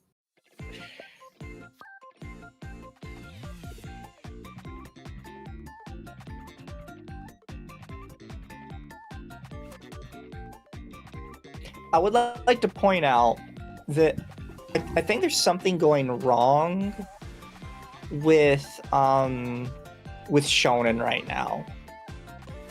Because both Attack on Titan and My Hero Academia had to release post-ending chapters because they both accidentally did cuck endings. So, like, Attack on Titan ends with Eren turning into a bird, sort of. It's implied he turns into a bird because now he can be free. And Mikasa gets married to somebody else, and people hated that so much that now Attack on Titan ends with the three of them in, like, modern day, sort of. And they're watching a movie. It's strange. MHA was slightly different in that it was super unclear that whatever the kid's name, it's Minato or something. I can never remember him. I hated MHA too. Where it made it look like he just got ditched by his friends and he was just being like a boring ass teacher. Deku, thank you. He's just being a boring ass teacher. So they had to make a post chapter where he gets a suit and he gets to slam the girl. And I was like, how did you fuck it up? Like, how'd you... The setup for who he was going to end up with was so blatant, and you had to release an extra chapter because you made it look like he got cucked by everybody else.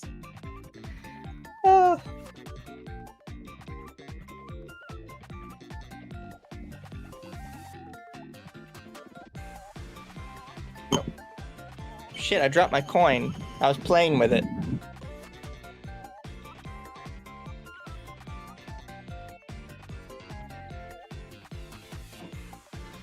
I was playing with my Guard of War coin.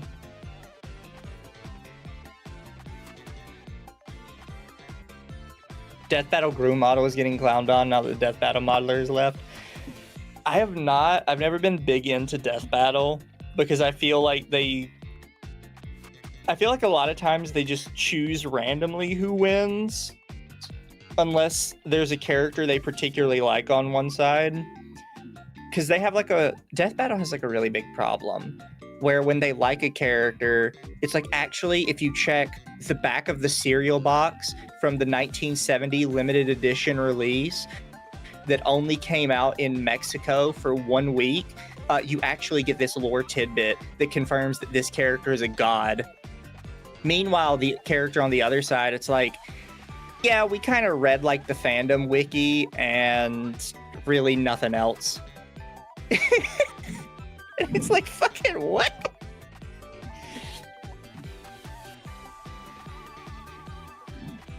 Thank you, Toa, for 5. I will never forgive Attack on Titan for co-opting the projector from Kill la Kill panel at a con that one time. I have not heard of that.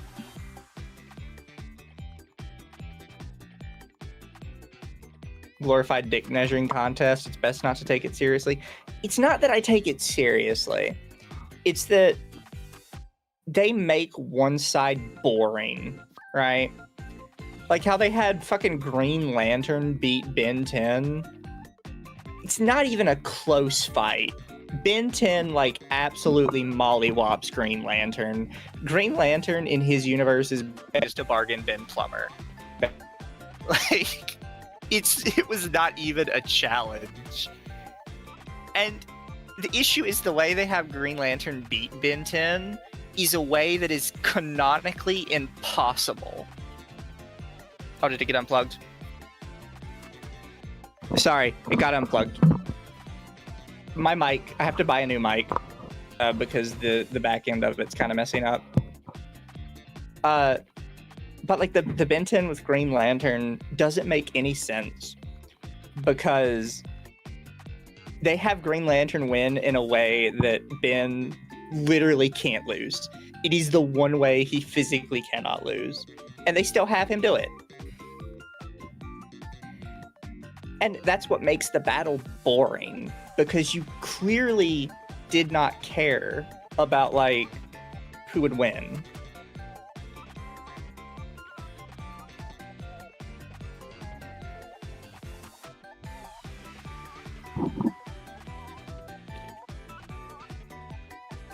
Kendra saw an incoming semi and froze in the road.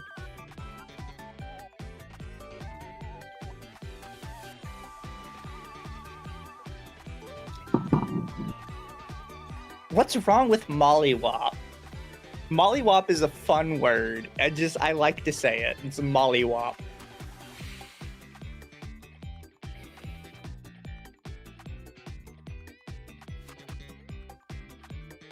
Oh, I see Kendra moving. All right, I'm back. Sorry. Sorry, Welcome back. We were all talking about how you got hit by a truck. Of course it is. It always leads back to that truck. What is it? And chat was making fun of me because I actually used mollywop in a sentence. What is it? So I went, while I was gone, I went to go reread everything just to make sure we didn't skip anything important. And technically we didn't. Because most of this entire section is him just jerking off his characters and how he's clearly the best writer in the world. The only important, quote-unquote, important pages, I would say, are page 12 through... What is it? Technically 12 through 14, because eventually he just starts drinking. Scary. Time. 12 through 13, and then skip all that. Plot. Then go all the way down to page 24. Okay, so we'll do 12. I went back up. We'll do 12 through 14 then. Alright. Because that'll help you understand how he wanted to make his villain. Hold up for a second.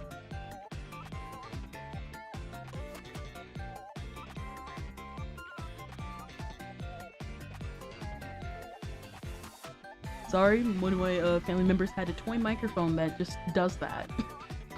Fair. We were just talking about like death battle stuff and how Ben 10 100% mollywopped Green Lantern and they cheated. I mean, death Chat battle. was also wondering why I didn't like Attack on Titan. I mean, I think it's which pretty led obvious. me to discussing that both Attack on Titan and My Hero Academia had to have post-ending chapters because they both ended with cuck endings and nobody liked it. My thing with My Hero Academia is that it's not as bad only because, like, you kind of expect it, though. They set up all the build-up. Of course they're gonna get together. Of course Em and Uraraka are gonna get together. Which, I don't know why people thought they didn't. They kind of made it look like they didn't, though. Like, the final chapter makes it look like he's just watching life go by him as a teacher and nobody talks to him anymore because they worded it super weird. So they had to make an actual ending where now he gets a suit. Also, thank you Nakamichi for the super. Tifa versus Yang death battle was rigged and was disliked en masse during a live stream a few years ago. Wiz said that they chose Yang to win for advertising purposes for Ruby. That's fucked. Considering what's They going on literally with, sold out. considering what's going on with Ruby now, yeah. I just don't think it's natural. Don't worry, Yang. When I get to heaven, I'll tell your arm the rest of you won't be coming. That will always be my favorite one.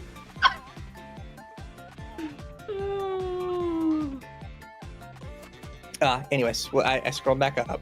So, All right, we'll be. when I started to build the world for this game, the first thoughts that came into my head were, if a killing game took place in the real world, how would it be pulled off? What would be the tools, resources, manpower, and knowledge required to execute a plan this ambitious without anyone suspecting foul play? What kind of world would lead to someone to creating a killing game? So, These aren't all the... What? No, you know what? Finish the page. Sorry. Okay. These aren't all the questions I had regarding the topic, but they are the most relevant to this aspect of designing the environment in conjunction with the story. Let's start with intention. I wanted to build a world that mirrored our current reality in order to create their killing game. The internet exists, cameras and phones exist, and most importantly, people are people. Talent isn't some magical power that people can be born with, it's just talent that is measured by different metrics, such as winning competitions, establishing yourself as a prominent public figure, having an influential reputation in your subject of talent, being able to compare, contrast multiple people in that similar subject talent to establish a hierarchy of accomplishment. So the funny thing about this is that all of this falls apart because the literal protagonist of the first series is literally the ultimate lucky student, which means that he got in because he won a raffle. This franchise that literally has a character in one of the bad endings because people were wondering why this specific character died, and the creator's response was she randomly combusted one day.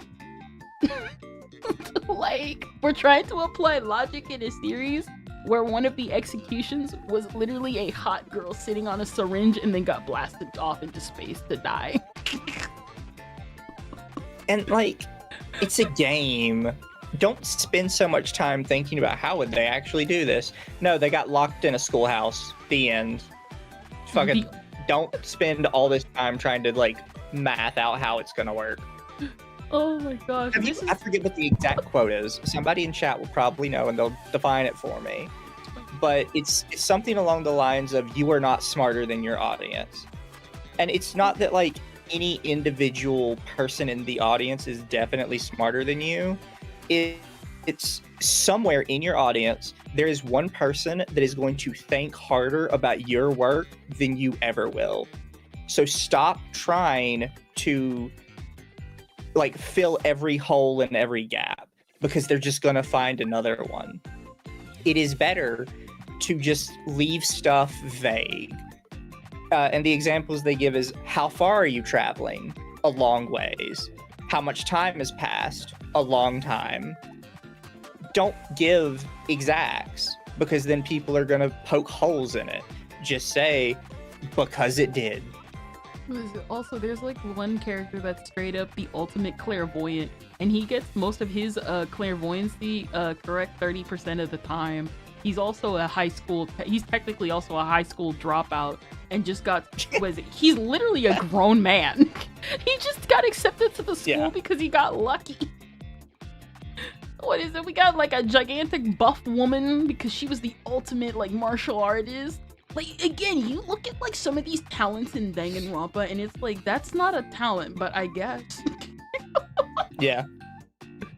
Like, oh my god. Like, the ultimate fashionista is literally Hitler. Yeah. I mean, Slay Queen. like, stop thinking about logic in this franchise. They were masters of fashion.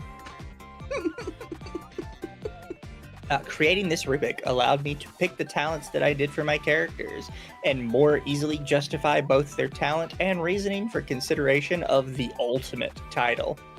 That being said, I distinctly left out the assignment of the ultimate title to people in the real world and decided that this title would only be assigned to the participants of the killing game. My logic was that if there were an ultimate that existed in the real world and identified publicly as such, were all invited to the academy, that public was made aware of this happening, then their disappearance would trigger alarm bells with everyone in the media. Just don't think of it that hard.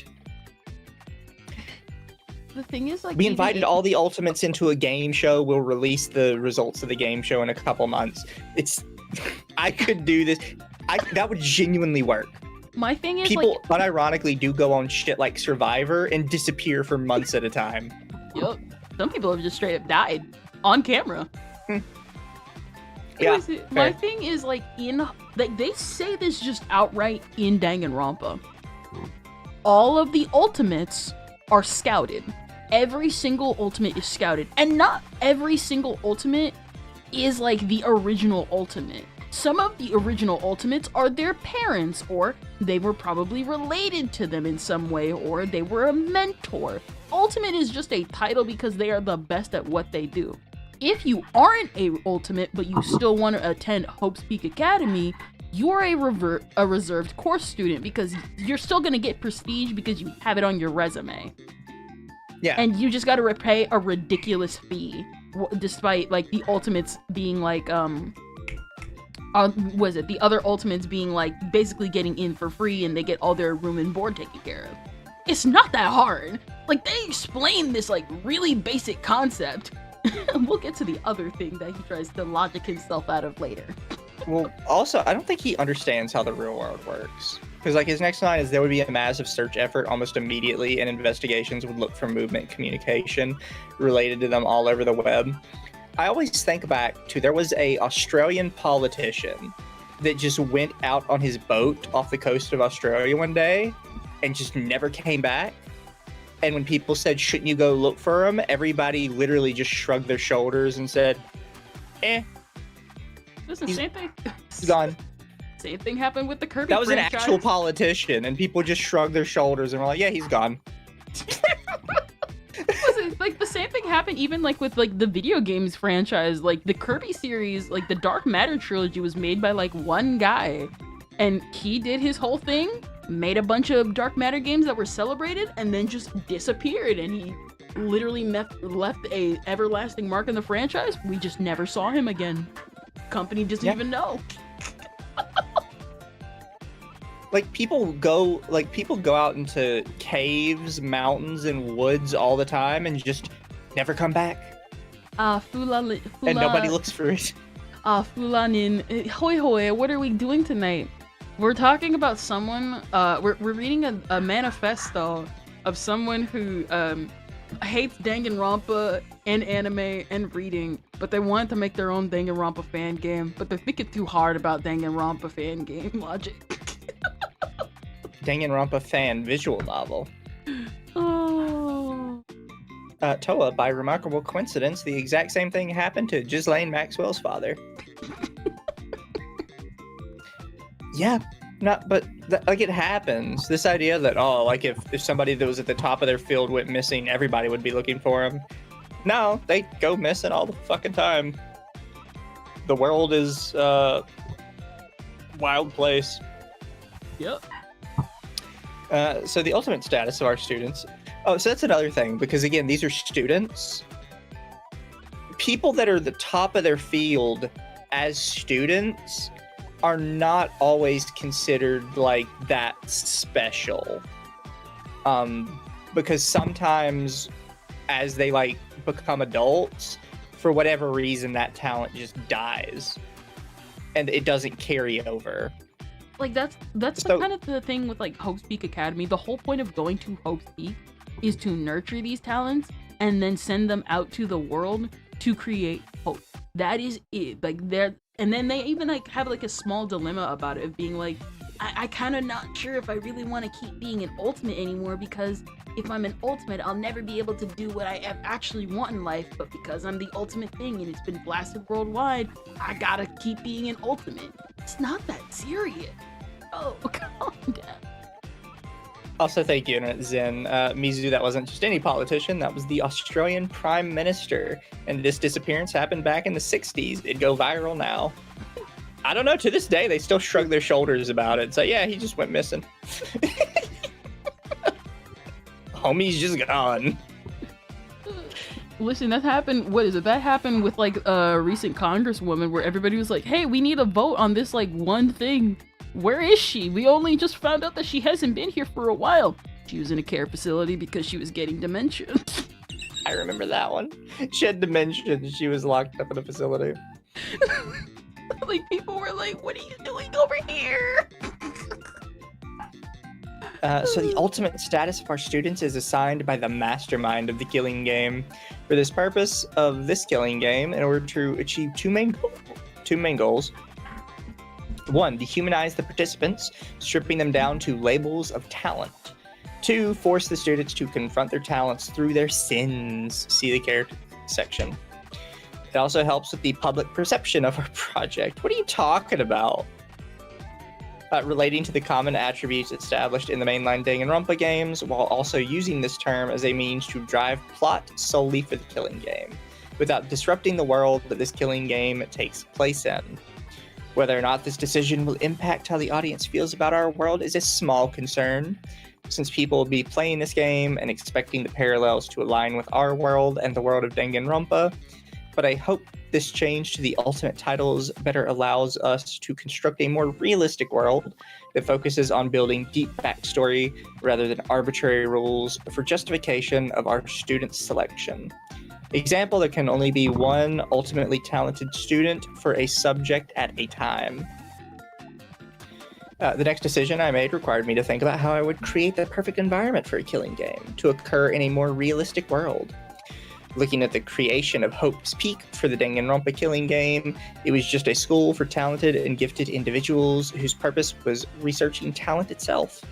The academy focused broadly on those who resided in Japan, although a few foreigners were allowed to attend if their talent was unique in nature or if they could not find said ultimate within the borders of Japan. I felt conflicted with how to prevent this from happening with my story. What do you mean? While this can work for Danganronpa, I did not want to create something so similar in purpose, since it would have felt like I had no explanation for the creation of my environment besides trying to recreate what inspired me in the first place. I wanted my school environment to have both purpose and justification for why it was created in the first place. How does an environment like an academy get to the point of abandonment where someone can go in and outfit the place with cameras and weapons, all with the sole purpose of conducting a murder spree among those who society values the most? Simple. The black Total market. Drama Island. Simple. Just the black market. Well, no, it's just Total Drama Island. Like American stuff has figured this out already. Just turn it into a game show. Yeah. I mean, that's basically what Danganronpa is. They turned it into a game show without them realizing it was a game show. Thank you, Bandog, for the super. Australia named a swimming center after the prime minister that disappeared in the sea. That's kind of like I don't know. If I die out at sea, do I want people to name a swimming center after me? Yes, Total Drama is Canadian. What I mean is, like, we know, like, what you could do realistically to do this. The problem would not be doing it. You could easily do this. The problem is getting away with it. Even, like, in universe, Danganronpa is played up as a game show because, number one, it's a video game. Number two, again, we find out near the end that it's like, because Junko's basically this really insane host who was hosting things behind the scenes and broadcasting it to people who thought they had a little bit of hope left so that she could just wipe out their hope. Yeah. And then there was the whole thing with Danganronpa 2, broadcasting that to Future Foundation. Danganronpa V3, it's literally just an actual game show where you can vote if you like the show or not, or who's gonna live and who's gonna die.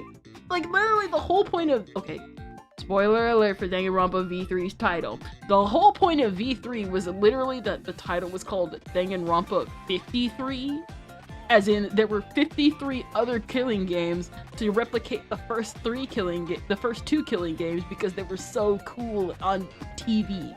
It was basically Hunger Games. Yeah. Calm down, bro. So somebody said America turned fat people into a game show, and another person says 600-pound life ? No, there was a game show in America called The Biggest Loser. Oh yeah. And the entire goal of the show was to have fat people try and lose weight.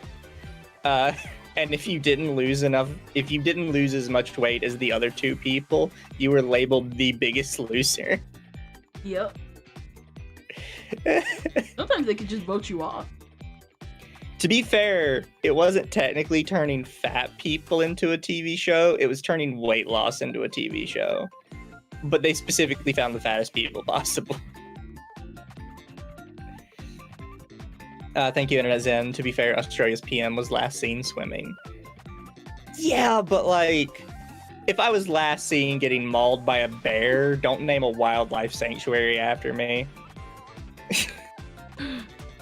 Name a hunting club after me. Well, this can work with Danganronpa. I didn't want to create something so similar in purpose, since I would have felt like I had no explanation for the creation of my environment, besides trying to recreate what inspired me in the first place.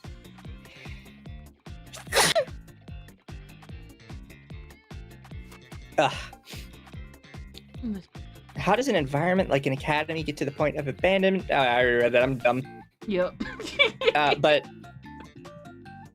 this whole thing has been just him recreating Danganronpa, though. Not only that, and like saying it in a way like he didn't just do that. It feels like he's trying to recreate Danganronpa 1, 2, and 3 into like one game, which all have various different themes, and it's just like, calm down, bro. You're not that special. Kodaka thought of it and then left the franchise and then went on to create a HOTLINE.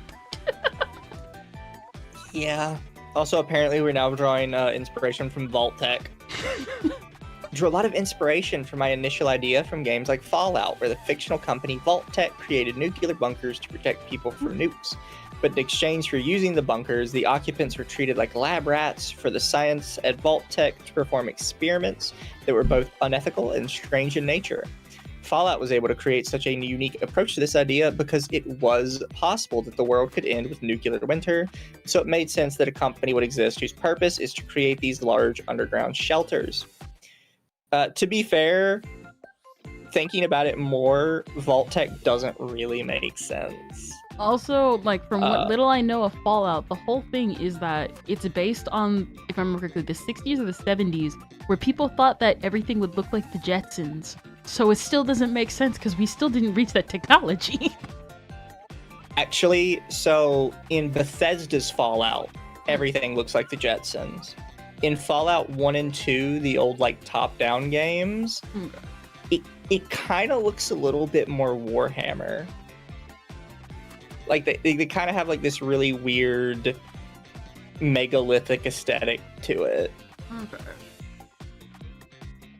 But yeah, the whole experiment thing doesn't really even make that much sense with Vault Tech, because we have yet to see in any of the series Vault Tech's actual plan to continue after the bombs fall. Like,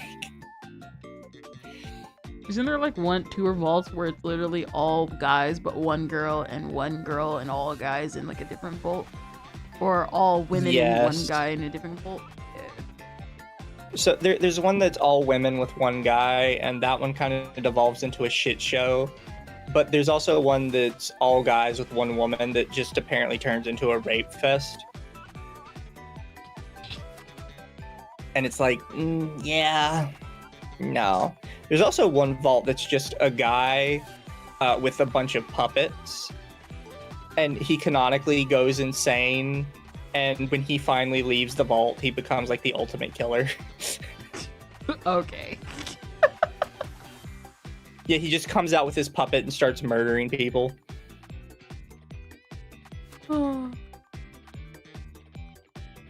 Yeah, see, no, I get that Vault Tech's goal is to test people for, like, different stuff. The problem is the series never explains Vault Tech's plan to survive past the bombs dropping. Like, they kind of skim over that part. It's like, okay, why is Vault Tech doing all of this stuff, but not also ensuring a way for them to survive afterwards? They kind of forgot that part. So they're just going to have all this useless data in their vaults and no way to continue living with it. Sorry for interrupting you. No, you're good. You're good. You're more knowledgeable about Fallout than me, so I was kind of... I'm vaguely knowledgeable about it. Oh, God. This is the M13 and this is Steve. Oh my God.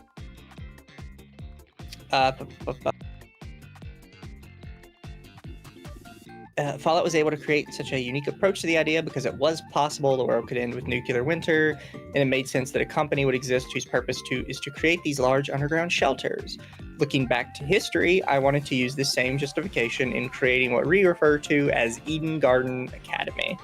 Simply put, the academy was created to recruit the most talented youth across America and have them attend class in a singular location, so that if the bombs fell, the country could... Why? You're just, like, stealing shit from other games.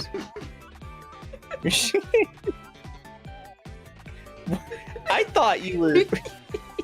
You're just literally ripping Fallout and putting them in a vault. Just do what I told you and rip off Survivor and drop their asses on an island. You know what's even funny?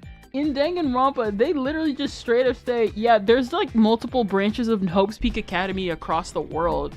It's just that because this is a Japanese game, we're gonna just focus in Japan. It's not that hard. Yeah, you're making this so overcomplicated, and you don't even need to explain this, but you're spending way too much time trying. It's like, why would they abandon the building? And it's like, abandoned buildings they could rebuild from that talent that was preserved inside the academy.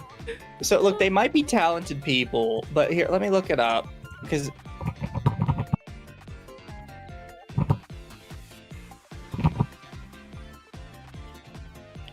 so the minimum population needed to safely repopulate Earth is believed to be between 80 to 5,000 people. And you have the lower number of people, the more specific you have to get with who sleeps with who. right? Because you have to avoid inbreeding. So realistically, from at least what I can see off just a cursory glance, because I can't remember the exact number, a lot of places estimate that you would need at least like 500 people if you wanted to safely repopulate an area. So the fact that you think you can do it with like 30 kids in an academy, like, no, you can't. Not even close. Even by the smallest possible number, not even close. And this is what I mean. I can poke holes in this still. Stop trying.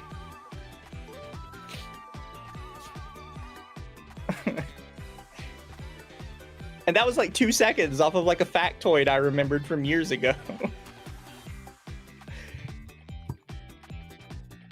A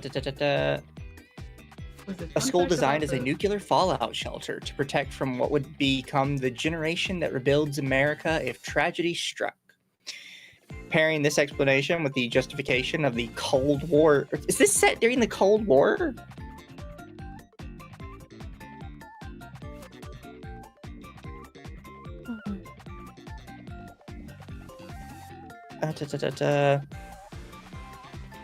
Pairing this explanation with the justification of the Cold War, a nuclear standoff between the United States and Russia, and the environment of Eden's Garden Academy finally has both purpose and a reason to exist.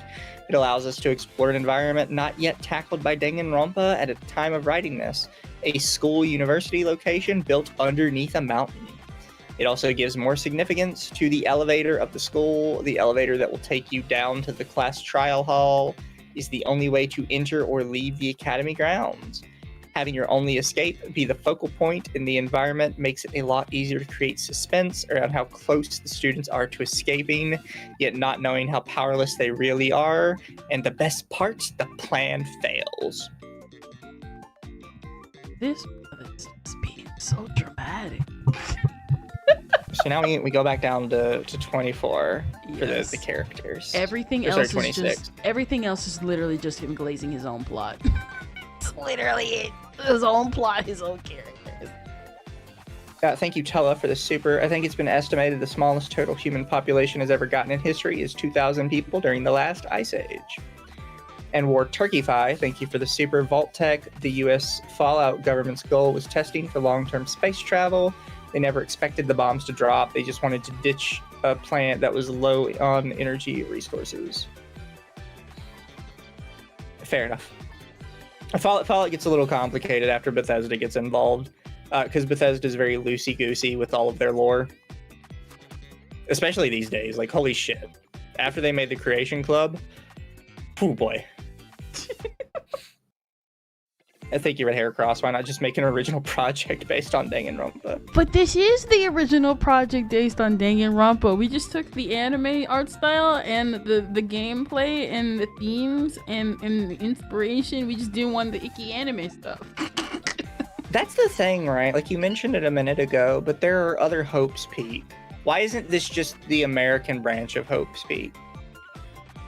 Like, if you really wanted a Danganronpa fan game, why isn't it just the American branch of the Academy that is said to have other branches? Because, I thought my idea was cooler. It didn't fall in line with the logic.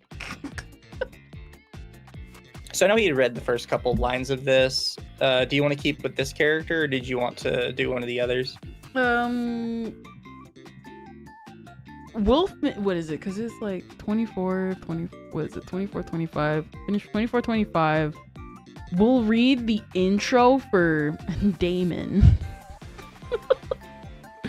And then, we can read some of the other characters, but the most important one is the black character in the game. Well, there's two black characters, but basically, We'll do Damon and Erika. Damon and Desmond. Oh. Those are the two more pass important. it back to you. Alright. Now, we are coming to a conclusion from building the world and backstory for this game. I want to clarify and summarize important points regarding all the information above. This was all written from my perspective that this could actually occur in the world we live in. the real world. Okay, buddy. I did not come from this. It didn't come from a perspective that wanted to follow the tropes of Danganronpa. It did not come from the perspective of turning the dial to 11 on crazy, ridiculous plot points that make the world look chaotic and full of inconsistencies. I tried my hardest to make sure I could answer every question, every criticism, address every inconsistency in my writing of this. I wanted to make sure that at the end of this game, the player would walk away and believe they had been told, believe that these events would have happened in the real world had the circumstances been different. What I don't want to see from the writing possible changes to story moving forward. What I don't want to see from the writing / possible changes to writing moving forward. This is fiction, so we can make up our explanations even if they don't make sense. It's a game, so we can be crazy with how the characters / situations are portrayed. The tone is too dark, so we need to swing the pendulum the complete opposite way in some moments of the story. The player / audience cannot handle such dark ideas, concepts / themes. We cannot trust the player to understand why these characters did these things. And I don't understand why he's doing all of this, because the whole reason why Danganronpa changed production was because it did get too dark. Sometimes you just gotta be goofy, bro. Calm down. Oh my god. I believe in my vision regarding the world and backstory. I believe in the villains I created, and they are villains. But just because they are villains does not mean that nothing can be learned from their actions, their mistakes, their flaws. That is the purpose of these two very important characters. He's talking about Wolfgang and the other girl that we just mentioned in the next section. What is it? From the actions and frauds, the purpose of these two important characters to help people learn from the dark ideas to fight against their own demons they need help conquering within themselves. My belief is that a good villain will always push the audience further away from the dark thoughts that they share with the villain. And here's how. Wolfgang is a victim of circumstance. There were high expectations of him, but he knew that he would never reach them. He failed miserably in every regard of his life, and as a result was hopeless and directionless. He was not fully evil until Ava convinced him to be, and even then it was from the perspective that he would have only believed being as hopeless as he was at the time. Had Wolfgang been gifted or talented, maybe things would have turned out completely different for him, but he could not change the past, and that was his flaw, the tragedy of Wolfgang Akire. So I gotta explain this real quick, because if they explain it in his section, basically the whole thing with Wolfgang was that unlike the quote-unquote ultimates that he has, he actually paid for his ultimate title, which just makes zero sense, but you know, because that's not how it works. He paid for his ultimate title, and so he's dealing with the crippling fact that he sucks as a lawyer because he paid for his lawyer license. Isn't that just Hajime's character? Yeah, it's just Hajime's character, but like far worse. Because the whole point of Hajime's character is that he has no talent, so he went to become Izuru Kamakura. But, you know, he ended up losing himself along the way, which is why Chiaki was such a big help in the long run. But I'm just wondering what this guy is on about. It basically just This is something you have to be really careful with when you're sort of basing your ideas off something else. A lot of times you will just start wholesale lifting like ideas from it. Like, Wolfgang is clearly Hajime. Ava is like a combination of Junko, but also okay, so there's this whole thing in Hope Peak where they were trying to do this thing called the Izuru Kamakura program, because Izuru Kamakura was the original founder of Hope Peak. So they basically wanted an Izuru 2.0. And so they were trying to find a student who would be willing to go through the program. And the people that were keeping this stuff a secret, along with Junko's plan, because they knew she was planning stuff, but told them to back down, were the directors of Hope's Peak before they were killed off during the Junko spinoff. And it's like they wrapped all of those characters together into one, and it's just like, you just made this this is getting comically ridiculous for this character to do. Like, you can do it, but like, calm down, bro. Yeah. What is it? Ava is a victim of perspective. Her closed-off childhood, her restriction of freedom forced her to fall down a rabbit hole and form opinions that would have otherwise manifested had she been able to venture out into the world and see it for herself. Her limited scope of knowledge relating to the world, paired with her inner desire to retaliate against her parents for their decisions, led to a creation of hatred towards the talented and the gifted. Had she not had the drive or resources to push her down a path, resources to push her down a path of action, maybe she would have ended up like Wolfgang, where she would have been hopeless, but with no ability to cause harm to others with her destructive line of thinking. The tragedy of Maria Tsunaka. I believe in you. I'm like, I don't think that's a real last name, but we'll get to that. I use the term. Well, to be fair, people have complained about my name before because it's not a real name. No. Mizutamori is at least still like a real Japanese word. But this guy, yeah. We'll get to that. Oh. I use the term victim very purposefully here in my description of these villains. It is not to remove blame or responsibility for their actions. It is not to make the player sympathize with their motives or responses. It is to demonstrate that anyone could have become what they were, that their situation was not unique to themselves. The problem that they experienced, that they dealt with and formed their minds, it all could have happened to anyone. They had no control over what they experienced growing up, only how they dealt with it moving forward in life. And they chose the wrong direction on how to move forward. They were meant to forgive, and instead they fought. This is what I want the players to learn. Calm down, bro.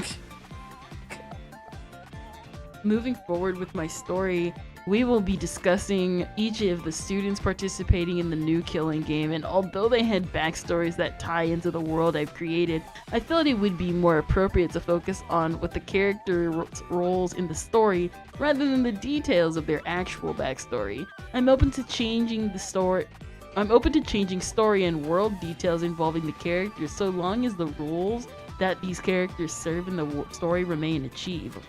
My only request is that the details regarding Ava and Wolfgang not be touched or altered. If I wrote specific details regarding these characters in this chapter, that means I am very adamant on what I had created for them. And while I'm comfortable with working on other characters' stories in this game, the treatment of Ava and Wolfgang's stories are not open to further interpretations of change. We can see that. I'm not saying it's impossible to change them, only that it will require a lot of thought and consideration on my end, paired with a convincing argument for why the changes was necessary in order to push me in a different direction. Ava as a mastermind, as predictable, it is predictable, it was also purposeful. Please respect the purpose from my perspective and understand that there is much more depth to this story than we just answering the question of who is the mastermind behind the Killing game. Okay, bro. Oh, we're moving. Okay, the character. But, it's still Jigsaw's fault. Like, you could sit here all you want about, like, there's more to the story. Like, no, at the end of the day, it's still Jigsaw's fault. Like, just so we're all clear. How about? I don't know why you're trying to like absolve Jigsaw of putting people in the saw traps, but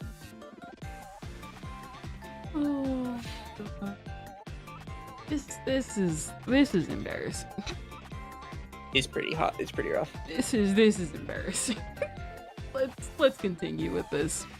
Creating Damon Maitsu was easy for me. You did get the first bit of that, though.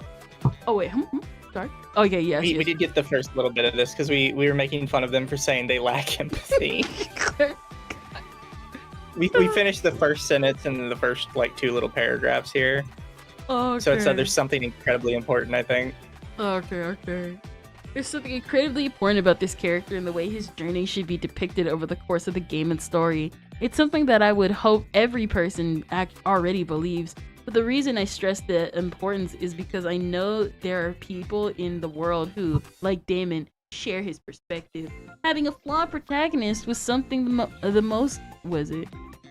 a flawed protagonist was something that most games tries to avoid, mainly because you want the protagonist to be a blank slate for the character in most story-based games.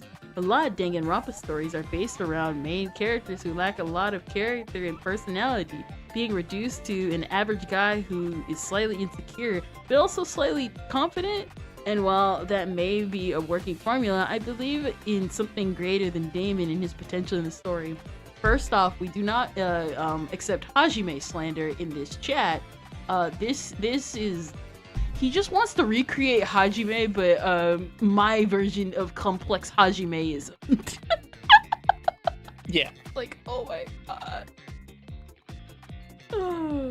Because, like, Hajime is, like, the fan favorite protagonist because he does have personality and he is quirky and he has, like, lack of self-confidence, but he's still, like, a cool character. Like come on, bro. Yeah, no, it's... Again, like, they're just borrowing stuff that already happened. And I don't think they realize they're borrowing stuff that already happened. Maybe we can create a main character that the players initially dislike. I can imagine reactions such as, man, why is Damon such a jerk? Or, wow, Damon really doesn't seem to care about these people. And that is something I would entirely expect and hope for early on in the story. Damon should not be insecure. After all, he believes in his talent, and the talent gives him perceived power over the people. The embodiment of Ava's false perception becomes validated in this character, and it's why Ava is so interested in helping Damon throughout most of the story. Damon is the crux of Ava's demise. Ava creates these videos that Damon will watch on his own, videos that describe the future of the killing game and the motives that will be given to push the students towards murder. Ava will give hints and help in order to make Damon believe that she is genuinely trying to help. In reality, Ava is hoping that Damon does not trust her, to further prove the point that these talented people will never respect anyone other than themselves. He's literally just smashing Hajime and Byakuya Togami like together. I'm sorry. We're continuing. I'm sorry. Ava creates these blah blah blah blah blah. So either one of these two outcomes will occur in the killing game with the videos Ava makes. Damon listened to Ava's videos, trusting her words and earning her trust for the eventual turn against him at the end of the story. Ava refuses to listen to Ava's videos, proving Ava's point about talented people being self-centered and ignorant. Either way, Ava wins, and while it's a fucking Joker meme. I refuse to kill you, Joker. Somehow that means I win.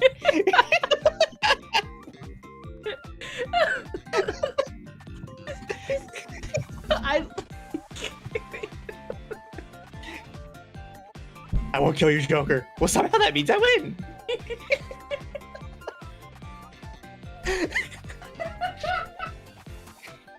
Sonic is jamming like a guy who's gonna yick it up. I like how everyone collectively agrees that game's name is Yick and not Y2K. I mean, listen, if you didn't want it to be called Yick, you spelled it like. If you wanted to be Y2K, you shouldn't have spelled it like that. Oh, I love Hajime. He's also voiced by Johnny Young Bosch. I personally think that is one of his best roles, but specifically the game voice acting, because for some reason when he voice acts outside of that, it feels off. But it's probably just because he's getting old. Wasn't he complaining about binaries earlier? Yeah, no, they're complaining about binaries a little earlier. But this is complex binary. It's just a more nuanced binary than the other binary. You just don't get it, chat. You know why Danganronpa has such a plot? Because it's stuff like this. When you think too hard about this stuff, it just comes off as dumb. Yeah. Oh my god. They're trying to make it way too complex, and they're quickly realizing that you can't do that. I don't think they realized it enough. Either way, Ava wins, and while it's difficult to determine which outcome is the most beneficial for her, Damon will remain none the wiser over the course of the story. However, Damon will change. He will grow out of his talent shell over the course of the story, making small connections with the rest of the cast that will become deeper, more thoughtful connections. My goal for Damon is to prove Ava's idea wrong about people with talent and skill. Prove that despite the attitude he might have started with, Damon can become human. He can be an emotional creature who empathizes with others, who cares about the outcomes of other people involving his decisions, and who fights for those who cannot fight for themselves. Damon will be the antithesis of Ava's killing game. Now, there's an additional characteristic I'd like to include with Damon's story that will make him a complete character for me. Damon needs to die. we're gonna So make first off, go to therapy. Second off, I don't think there's something more narcissistic than acknowledging how much of a narcissist you are and then patting yourself on the back for how like it's amazing it's gonna be when you overcome your narcissism. and then kill. And then kill yourself. Because like you gotta remember, he literally said, I'm gonna make this character is like me. So anyway, I'm gonna have him die. Like what? Oh god. Oh. And the way I originally constructed the idea for how Damon could die was implementing the sins of the killing game. Essentially, that act is similar to the Danganronpa 3 anime where they're called forbidden action, and pretty much listed something the player either could not do or witness from the other players, otherwise they would die. Now, the way I designed sins is to work a little different, but still inspired. Essentially, they are all actions relating to the student's talents or backstories in some way. If the sins are committed during the killing game, the student would be punished. It does not mean the students would immediately die, but they would be punished in some manner. Now, I don't know if I want to actually let the specific player know what the punishment would be, or to keep it secret from them. But for Damon, I created a sin that perfectly encapsulated both his talent and personality to create an ultimate conflict for him to deal with. He cannot win the killing game. The implication of that's gay. You can't put somebody in a saw trap and then say, if you get out of the trap, you lose, and I kill you anyways. It's genuinely a lose-lose. And it's like, okay, well, why am I participating in this at all then if I'm just gonna die either way? Oh my god. What, for my own, like, entertainment? My thing is like, okay, so here's the thing. The reason why the forbidden actions were made was because Danganronpa 3 is a TV show. They gotta add stakes to the TV show. If it was just a regular, like, I am of the opinion that Danganronpa 3 should have just been a game instead of B3. It should have just been the conclusion, because at that point, like with what happens in the show, so much happens in the show that it's like this should have just been a game. And the thing is that it really only comes into play near the last couple of episodes, because one of the characters gets poisoned and dies, and it's like, oh, this important character is like dead now. And the whole point is to like kind of quote unquote like make the actual main character go off and do his own thing and not constantly rely on her, which was basically the whole theme of Danganronpa 1, where Makoto was supposed to do his own thing and like learn from that. That plot point wouldn't matter if that was not established beforehand. This guy's trying to basically rush that entire development into like one game. Also, thank you, Internet Zen, for the super. What I'm hearing is that Damon is supposed to be iDubbbz, who genuinely learns empathy and then dies. I'm half asleep, so forgive me if I got it wrong. No, that's about where we're at. He learns empathy, and then he dies because he wins the game, but he's not allowed to win the game because nobody's allowed to win the game or some shit. I don't know. Sorry, of course, the first because he's better than Damon. Damon learns empathy. I learn empathy. the good old age. Chat, are me and Kendra the mean girls, or is it genuinely this bad? Nah, I've literally stated, had my life been differently, I would have been a mean girl. Difference is that I learned empathy at age 5. When you're supposed to. You can be empathetic and a mean girl. True. God, that must hurt. That person must feel so bad for how I'm treating them.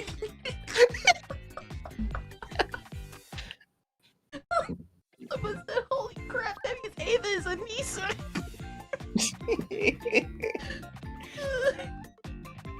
Do you think I bullied them hard enough to make them cry? Oh my god. This whole thing sounds like it's trying way too hard to be original. Yeah. And it's failing, like, every step of the way. It's like, you don't understand. Like, it's completely different from my game. Instead of forbidden actions, we have sins. Like Okay, well, what else is different about them? I mean, nothing else is different about them, but I used a new name. Oh my gosh, he's basically LARPing Danganronpa 3. We're just LARPing different aspects of Danganronpa. Yeah. I just realized Jamin is supposed to be Jesus if he was a narcissist. I don't like. He cannot win the killing game. Okay, then why is he playing? Again, this only works in Danganronpa 3 because, so basically one of the actions for this specific character is you cannot survive past this round with this character. And it's supposed to be a character moment for them to be like, I'm willing to sacrifice myself instead of killing them. Because everybody else has been killing so far, and we've already been through this before, and I care about you enough to like let myself get poisoned instead of you. And then of course there's like a whole twist and reveal and blah blah blah blah blah. But again, that's supposed to be character moments and character development. This guy's just trying to rush all that in like 5 seconds. Yeah. Oh my. Oh, let's continue reading.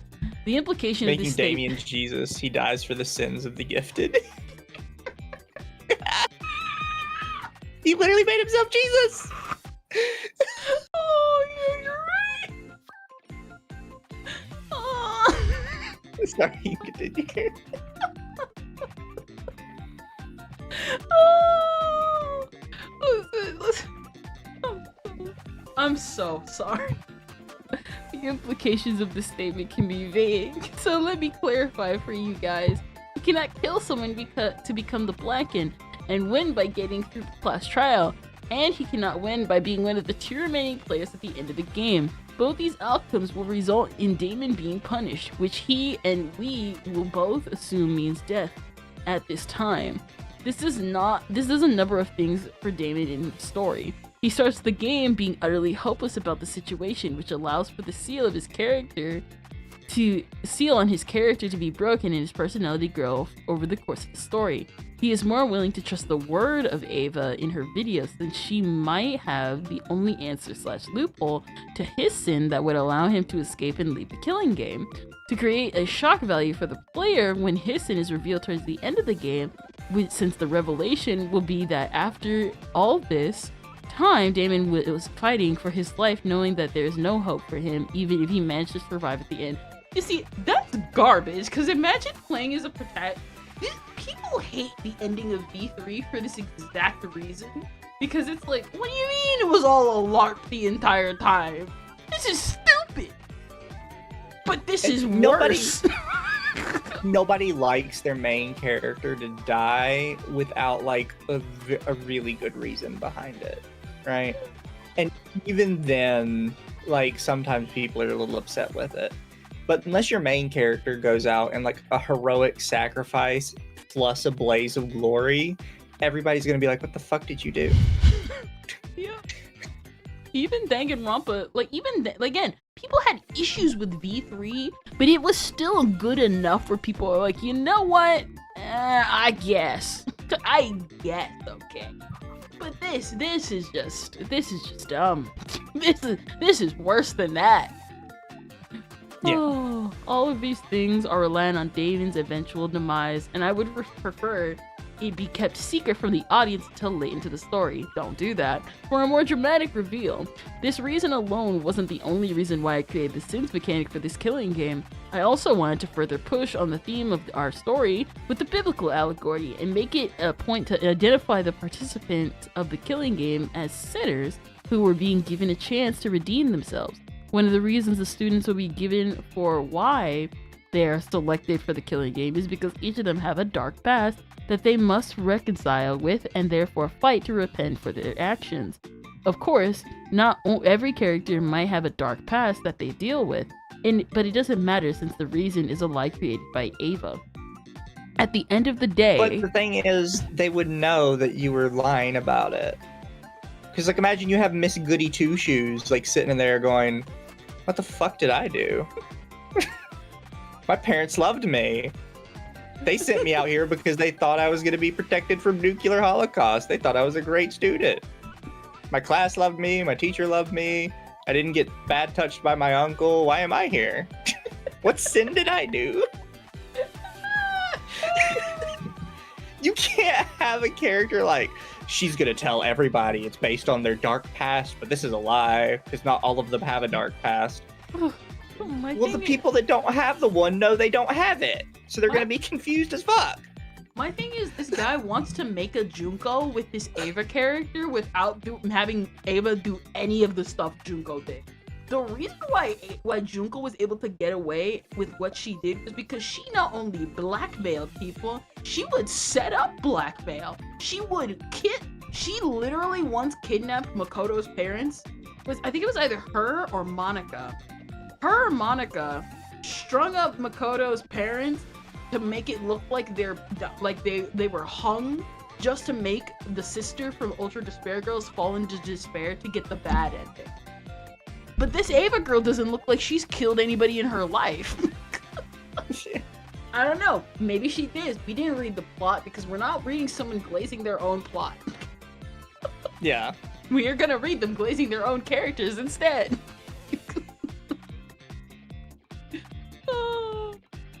Change Ava to a snake, make her videos apples or forbidden knowledge.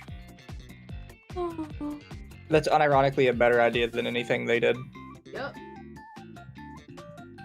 Oh my god. At the end of the day, her goal is to eradicate the students by having them kill each other or committing sins that they are specifically told not to do, proving the defiant nature of those with the talent in relation to authority.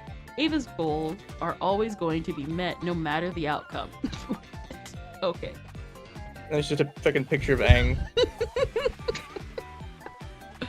It allows the mechanic of sins to make more sense.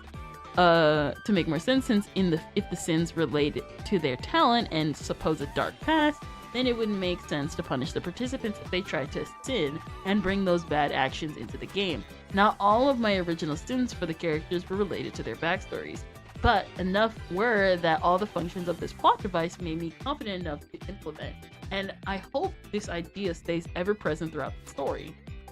That's dumb, because you're writing the story. These aren't real people. You can invent reasons for it to fit them. Like, this is such a bizarre thing. They're talking about their characters like, I couldn't give all of them sins. Yes, you could. Yes, you literally could have. You invented them. They're not real.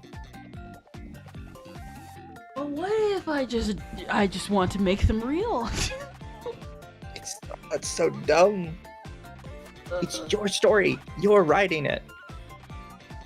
What if we just made Danganronpa real? It's so stupid. The parallels of the story also stretch to Damon in his arc as well. If we wish to compare him to Wolfgang as an example, both these characters are enough to their lowest point in their lives during the story. Wolfgang, when confronted by Ava about his life and failures outside of his control, and Damon confronting his sins and impending death during the killing game. But the difference between how these characters acted when in the same position speaks to why Damon is our hero. He is fearful of death, yet continues to fight. There's no good reason for him to do so. His only motivation up until that point is to better himself in his own position in life. But the revelation of death forces him to reach out beyond his comfort. or at least break the seal that keeps his personality and sociability with others from being utilized. He believes that now is the perfect time to create change, since training his talent might not have any other purpose at this point of death if death is inevitable. He succeeds where Wolfgang failed. He opens his heart and forgave himself, moving forward to enact better change within himself. The inspiration behind Damon Maitsu's name came from nothing. In fact, up until I debuted the character publicly, I had previously referred to him as Korsura Tadashi. Why? So why did I change his name at the last minute? Well, because I felt like I had to. I understand that the Japanese names are a staple of Danganronpa, and I wanted to continue with that with at least the protagonist. But I felt that if I created a character with such a complex name, people might not be able to relate to him. People would only see him as a protagonist. David needed to be relatable, despite his talent and demeanor. I needed his protagonist to portray what I believe was the most relatable and perceivable creation of someone talented and how they might act in the real world. How to portray the stubborn, arrogant personality of someone who spends their entire life dedicated to their craft and nothing else. He needed to be real, so I made him real. This is so fucking stupid. Why are you like this? I know being Japanese is like a part of Danganronpa, but I kind of don't want to add the Japanese part. Because then people wouldn't relate to him. Unlike the Danganronpa characters that also have Japanese names. I ain't making this for a I think this guy. You know what? I think this guy needs a job in localization. Unironically. Like all of this, like he's writing, just. And remember, this is supposed to be him. Someone on Twitter said it best. The reason why you didn't like the fact that he had a Japanese name was because you told someone about it, they made fun of you for it, and you got embarrassed. That's it. Yeah. Didn't this dude like Avatar and Korra? Yeah, no, those are the only two quote unquote anime he likes. Well, you see, Avatar Aang is a and real Korra. name. Korra is clearly a real name. MF is so obsessed with realism he forgot how to actually write a story. Pretty much. I love how he literally said, like, I didn't want my protagonist to be just a protagonist, and he's like, I wanted him to be a protagonist. Kendra, you know how I want to do a Danganronpa style game? What? I want to get an office of people, and everybody has to write their own character, their own backstory, everything. And we have to play out the killing game in the office. Oh. I mean, that'd be a better, smarter idea than this. Just listen. All we'd have to do is just do the Danganronpa. Just copy the Danganronpa stage play. That's it. Yeah. So I would choose who dies first, and I would set up like a clue scenario for it, and then everybody in the office would have to like deduce how it worked out, and we'd add that into the game, and then whoever got out first would then get to set up the next like killing of whoever they disliked the most. And that's how we would decide who our main character was by the end of it, is whoever just made it to the end. Oh my god. You know what? I'd agree with it. To be fair, at one point I considered doing a VTuber Danganronpa event, but then I realized I had neither the money nor the skills to do it. Me and Akko discussed doing it once because somebody released a Danganronpa trial asset, but we couldn't figure out how to get it to work with models. It only really worked with like Fuji's, and so we never like revisited it. You know what? One day, who knows? That'd be fun. But I guess we're continuing with Damon's. Don't blame me. I didn't find this stuff. This stuff actually comes to me, believe it or not. Listen, We're actually almost there. We've got about a page left.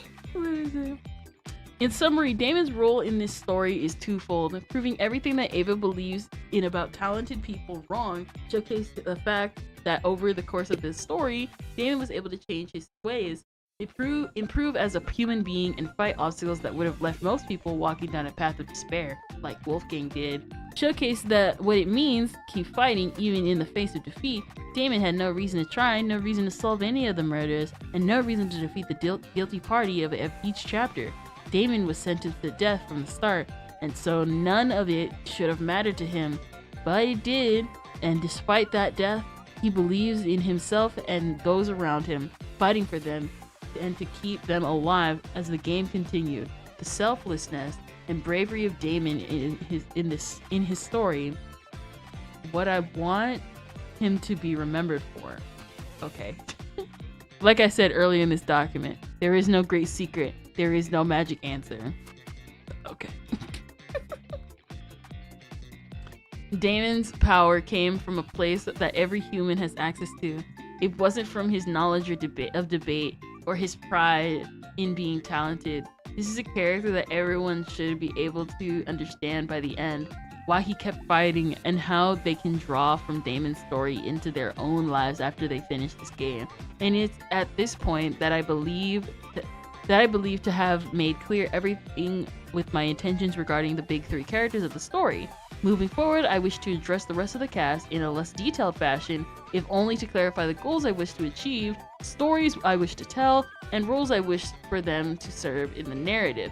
I have no close attachment to the rest of the cast in the same way I do regarding Damon, Ava, and Wolfgang. So any ideas or suggestions regarding the changes to their backstory or character is something that I am much more receptive to, if not because these characters just need to fulfill the small roles that I wish to be assigned. My goal in creating the cast of characters that I did is to both tell a wide variety of stories related to their possible conflicts and struggles, while at the same time continuing to draw on parallels between some of the members of the cast. You'll notice that while some characters have very unique backstories, example, Winnoa, Jean, Jet, while other characters might share similar traits and experiences related to their backstories, i.e. Kai and Cassidy both dealing with toxic band-aids. While I wish the most Oh my god, they're VTubers. The ultimate pro gamer! The Cassidy, the ultimate pro gamer! While I wish the most for this was purposeful, I will try to connect the dots as tightly as I can, so we can move forward confident in how I want their stories to be received by the players. There are several ideas I'm going to propose with some of the characters for possible directions related to their stories. Please do not take these ideas as the definitive path for these characters. We can make changes if they align with the overall direction I intend, and I want to reiterate that there are just the initial ideas I came up with for what possible stories can be told. Our cast in no particular. So you wanted somebody... Well, I guess first I'll just show chat who they are until we get to the person, which is, you said it's Damien, right? Desmond, yes. Desmond. So we have this girl, Winona, which very fancy, very proper. Literally looks like one of the guys out of Utena. Tell me I'm wrong. I already looked up this doc.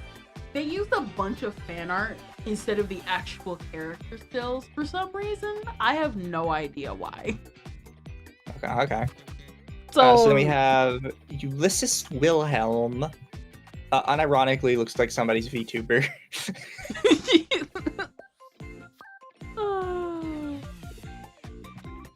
Oh my god. Ingrid Grimwall. Looking a bit mannish. Yeah.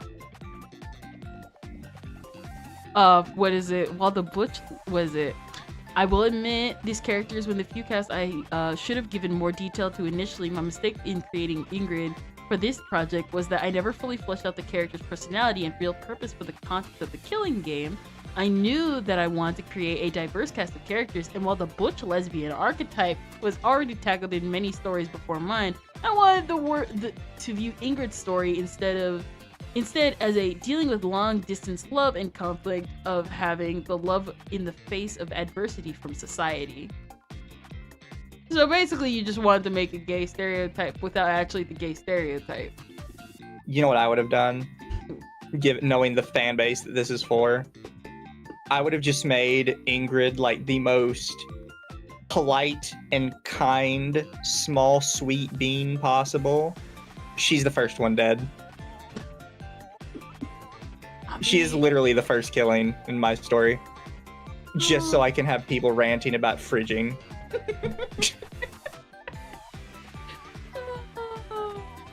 And it works. It says they didn't have like any ideas to like flesh out this character.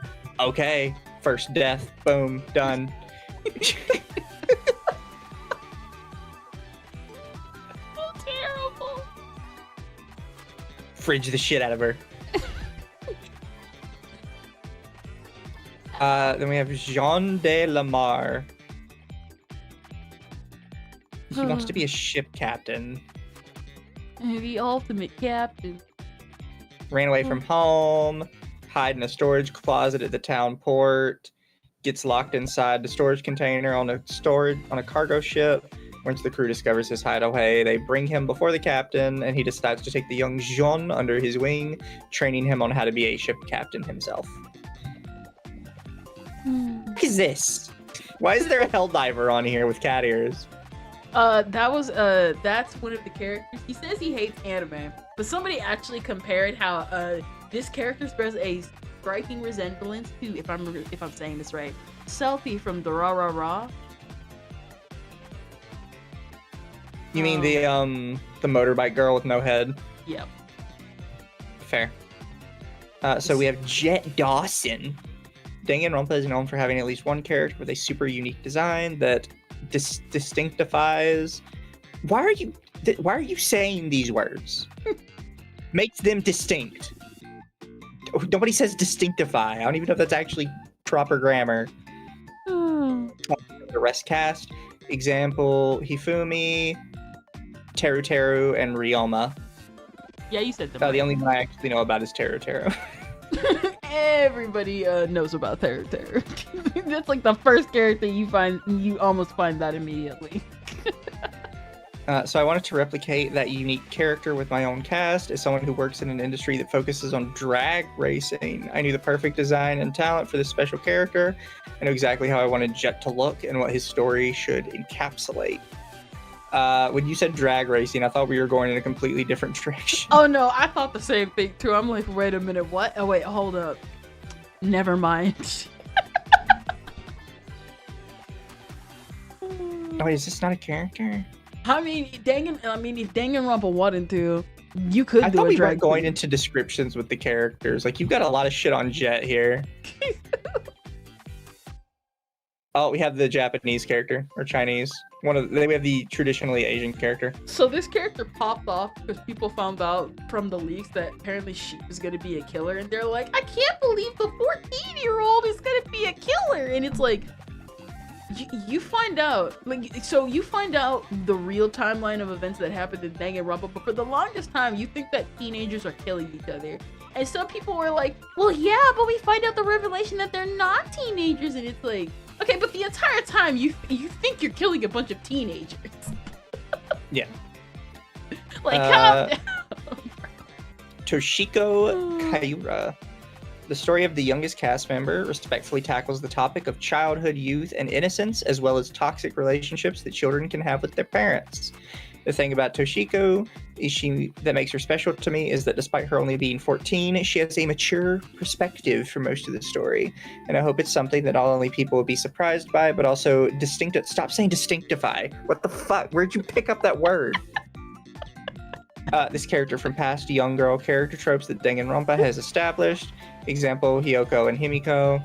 You're allowed to say lolly. You're allowed to say lolly. Like, come on, bro. So, you said it mentions somewhere in here that she killed somebody? No. So when the plot got leaked, it was found out that she was gonna be the killer, and people freaked out. So it's not. I don't think it's in here. But pretty much, yeah, people were like, "What do you mean she killed?" Yeah. I say, on the other hand, having Toshiko murder someone and not fully understand the ramifications of her actions related to both the murder motivation and what would happen if she got caught is something that has never been done before and could prove incredibly despairing. Yes. Mark Mayhem Bursky. Look, it's Ryan. It really is him. One of the quietest characters in this cast, Mark also happens to be the most insightful and hopefully the most inspiring. Mark struggles with an issue that I view as one of the more difficult issues to tackle in life, imposter syndrome. Shut the fuck up. You don't have imposter syndrome. You just are an imposter. Shut the fuck up. I really think this guy is just a LARPer. You haven't even made this project yet, and you're like, God, I'm just so famous. You're such a dick.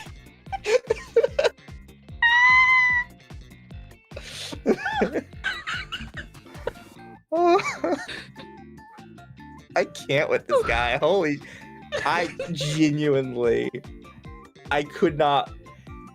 You know, all my jokes about me being a narcissist, I would have never thought to go this far with it.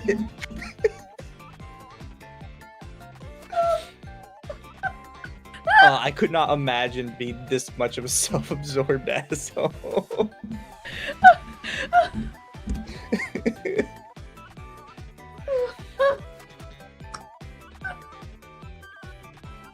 He tackles one of the most important issues of our lifetime and a deeply important issue to me. Imposter syndrome. I'm so much in pain. I killed Kendra chat. Okay. Oh. Now we have Grace Madison. You know, I've recently been trying to build more confidence for myself because I want to do more with my life. I need this guy's confidence, please. Yeah. If you're wondering why he keeps going on about parallels all the time, he did a bunch of that in the when he was describing the plot. Ignore all that. He just wants to be deep in 13. So next we have Grace Madison. Conflict with Grace will be her attitude towards others, as she's a bit of a hothead. Growing up with wealthy parents who were able to fund everything in her life, the expectations placed on her were to be the best at whatever she did, so she could prove her ability to succeed in life. This is literally just Pacifica Northwest. This is literally there's a character in Danganronpa, and they are literally in from what is it? This is literally a character from Danganronpa Ultra Despair Girls, and they literally did his arc whatever times better than this. They already did it. They just already did it. Well, this isn't even like a strange thing for like a rich girl character. Rich girl characters have two things. They're either spoiled or they're like so put upon by their absentee parents that they feel like they have no life of their own. Those are the two character traits of the rich girl.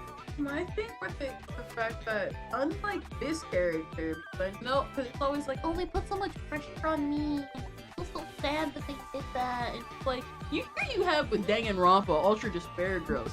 Ultra Despair Girls is divisive because it tackles the very harsh truth that, guess what? Child abuse kind of sucks. You suck for doing it. And they go into, like, what is it? Drunk parents,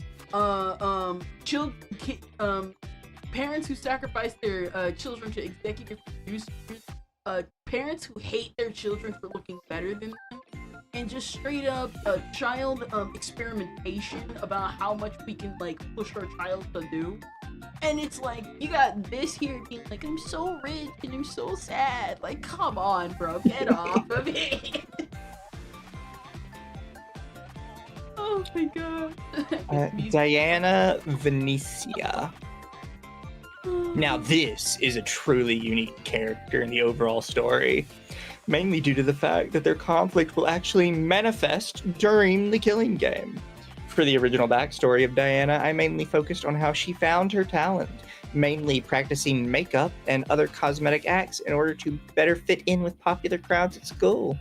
When she was eventually recognized for her talents by the public, her many offers to work at different beauty salons were overshadowed by the offer to work with a movie studio and do the hair and makeup for A-list actors on set. Why does anyone give a shit? She's a makeup artist. You made it sound like it's super unique. My thing is, they did do this. It's called Smoogie from Danganronpa V3, except instead of makeup and Hollywood and stuff, she's a cosplay star. Because this is a game about anime characters with anime character hobbies. All they say here is that they specifically want to break Diane. They want her to go in happy, and they want to ruin her life and make her experience despair. Brother, did you want to make Danganronpa or did you want to make Euphoria? Yeah. So is it this one, right? Desmond Hall? Yes. So this one's, yeah, we'll read it. Would you like to do the honors of reading this? I can. Being one of the first characters I created a reference sheet for, his design is inspired by an incredible person that had a major influence on how I wanted Desmond's personality to be portrayed in the story and game. The name Desmond comes from the popular video creator Etika, who unfortunately passed away in mid-2019. He was ahead of his time with his videos and live stream content, and I'm sure if he had been given the time, would have played Danganronpa and fallen in love with it.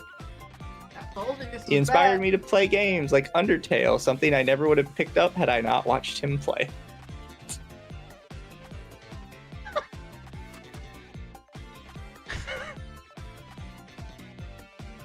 You know what's funny is this is exactly the same as the Yik guy putting the Asian girl in his game, whatever the fuck her name was, Elisa Lam. Yeah.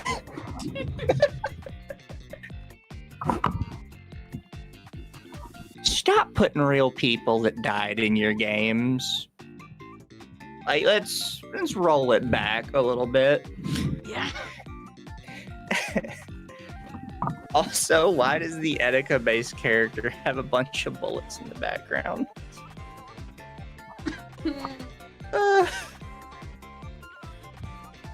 So after okay, his so death, he's, to actually explain it, he's supposed to be the ultimate hunter in this game, which is just still also just not good. I think it was the ultimate sharpshooter, and everybody was like, this should have been just the ultimate hunter. There's just so many things wrong with this. Oh. After his death, I reflected on how I viewed people so talented and energetic, yet dealing with some sort of mental struggle that constantly kept them from going further. His death was also around the same time that I had finished playing Danganronpa V3, so you could say that the seeds of this project were planted around this time, and my focus on it really is the Elisa Lam thing. Holy shit.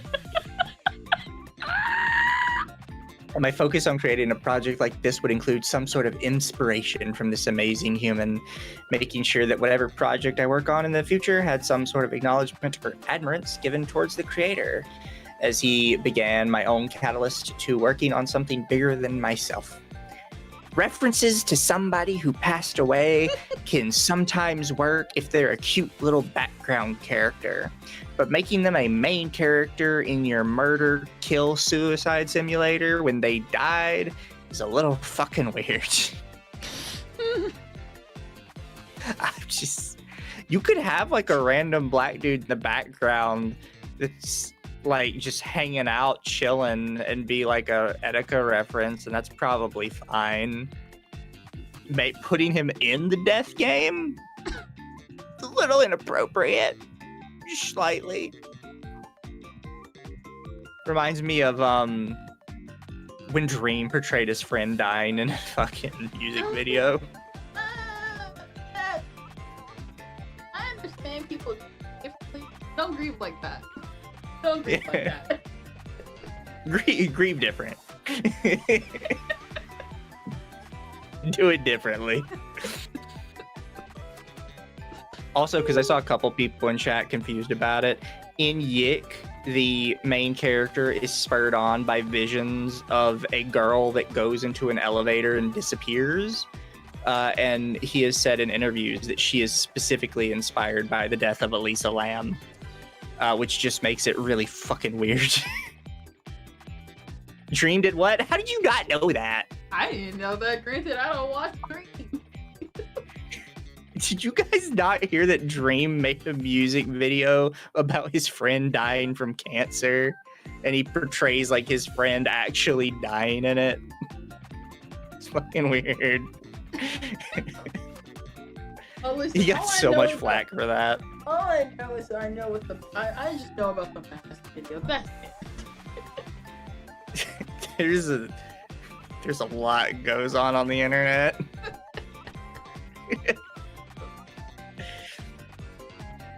Now to refocus on Desmond Hall.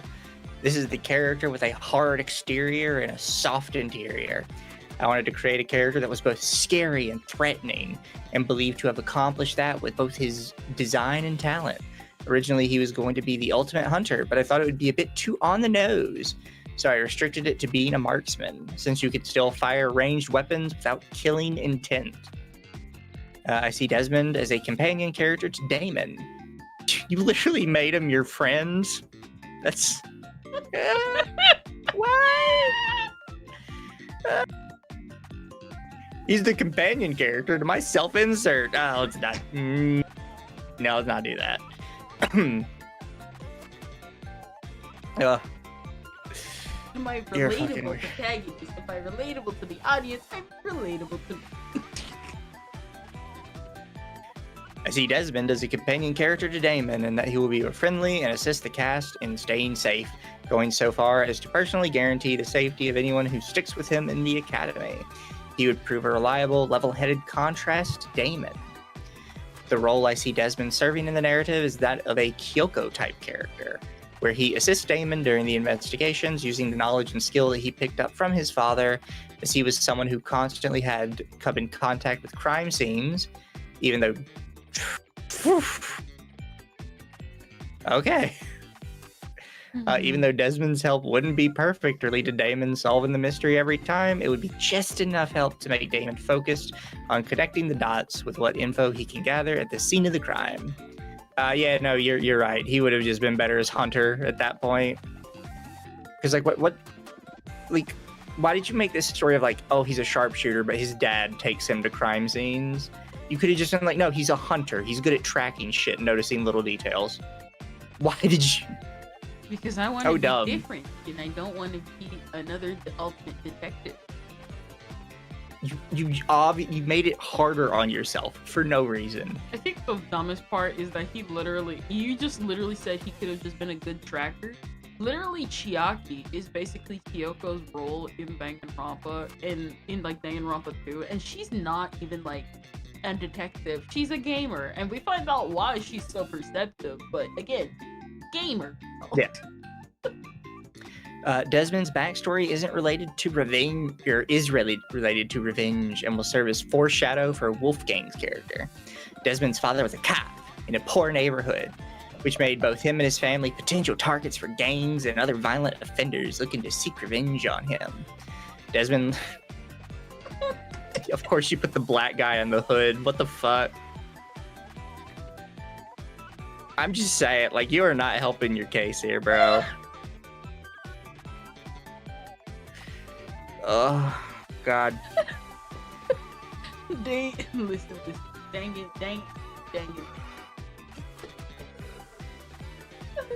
Desmond learns how to shoot guns from going to the range with his father.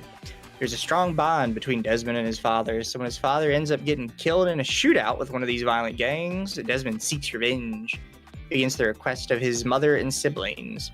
He makes it his goal to track down every member of the gang and eliminate them one by one. Such vengeance is recognized by Ava as she scouts potential members for her killing game, with the idea that if she could create motivation for Desmond to seek revenge against the other contestants, it would force him to prove everything about those with talent abusing their power true, even if it was against bad people. Desmond's deeds were never discovered, and he has only told one other person about them. Oh yeah, the absentee father trope. Is but Desmond, along with being an etiquette thing, there is apparently yeah, they gave him a suicide plotline, and everybody was like, "What the heck?" That's a yikes. It was during the leak, and everybody was like, "So you made a guy based off etiquette," and of course nobody pointed it out yet, but you have. You made him your best friend. Because I thought Wolfgang was gonna be the Kyoko in this, or the Togami in this, because of how like closely he's related to the plot. And apparently he fulfills more of a Sakura of being like, the betrayer.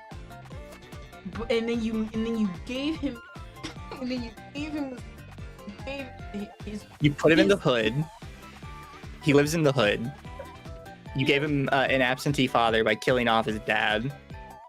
You turn him into just like a murderer, because I get like the gang members are bad people, but he just runs around and starts mindlessly killing people in like a revenge plot. I like the fact that I thought being a hunter was limiting, and so I made him a marksman without killing intent. Proceeds to kill everybody. Yeah. Like making him a hunter would have just worked better for his own story, but you turn him into like just a murderer straight up. And then you give him a suicide plotline. And again, he's based off a real person who died. Fuck. I'm not laughing because of the edit. I'm laughing for the fact that you thought this was a good idea.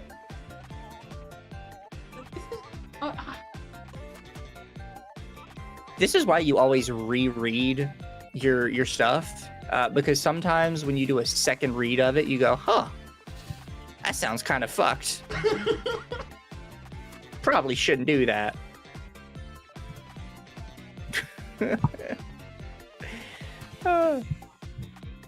So now we have Eloise Palmer. Why does it look like you put 0 effort into this one and you put so much effort into this Etika one? Clearly, because Etika is my totally not my parasocial best friend. People, remember guys, you think you're parasocial, you will never be more parasocial than that.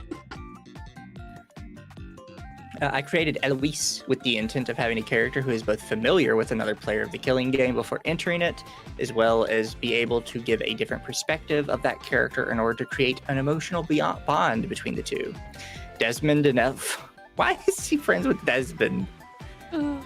Desmond and Eloise are both familiar with each other after joining the U.S. Olympic team for their respective talents. Desmond for shooting and Eloise for fencing. Okay, so I remember this one. This weird character is like the typical fat character, and there were a lot of things that happened with this where everybody was kind of like, I'm kind of iffy on the writing, maybe I'm just looking into it.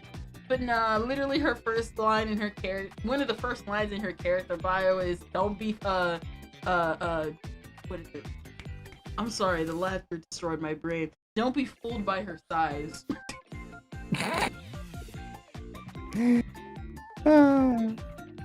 She apparently was gonna be skinny, but then they were like, "No, we're gonna make her fat." Probably don't make the fencer fat. You could have made the gamer girl fat. You have a gamer girl.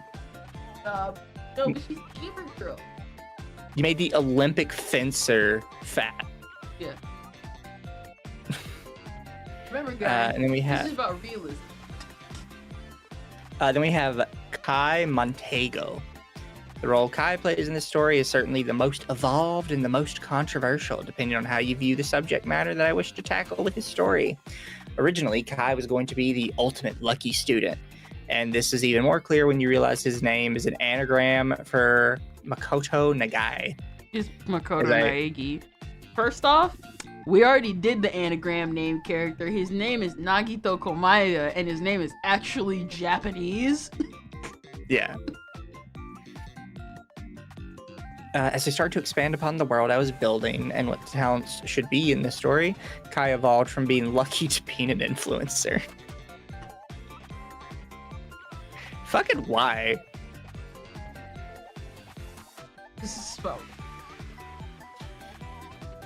I believe the skill of an influencer is something new in today's society, and therefore a great subject matter to address in terms of both pros and cons that people in this occupation might experience.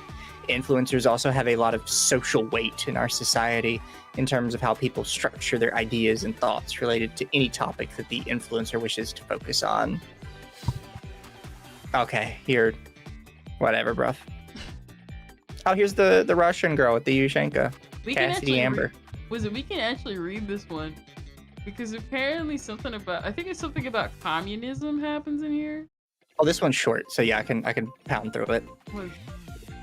This ball of energy is probably going to be the most exaggerated character in this cast. I wanted to insert some upbeat energy into the cast, and while Diana maintains an upbeat attitude, Cassidy is pure chaos with some gamer terms mixed in. Shut the fuck up. Don't do that. No. You were going to make me cringe. Have her say actual gamer words if you're going to go that far. If she's pure chaos, have her say it. Her physical appearance is actually based on a person that I know, and with her permission, used her likeness to design the character's aesthetic. Cassidy fell in love with video games from a very young... Are you going to say something? No, I just think it's weird that he keeps using, again, based on real people. Please do not base your friends on a game about killing each other.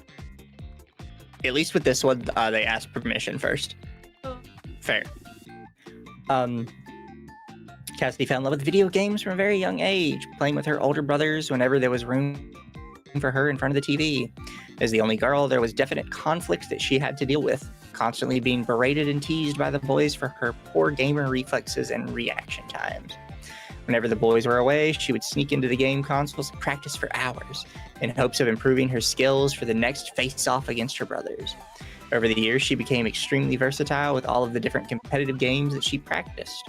Once Cassidy became aware of gaming tournaments, she started to enter them and showcase her skills in rooms full of wide-eyed gamers, amazed by her talent, earning the name Redhead Menace, a reference to the Red Minions communism.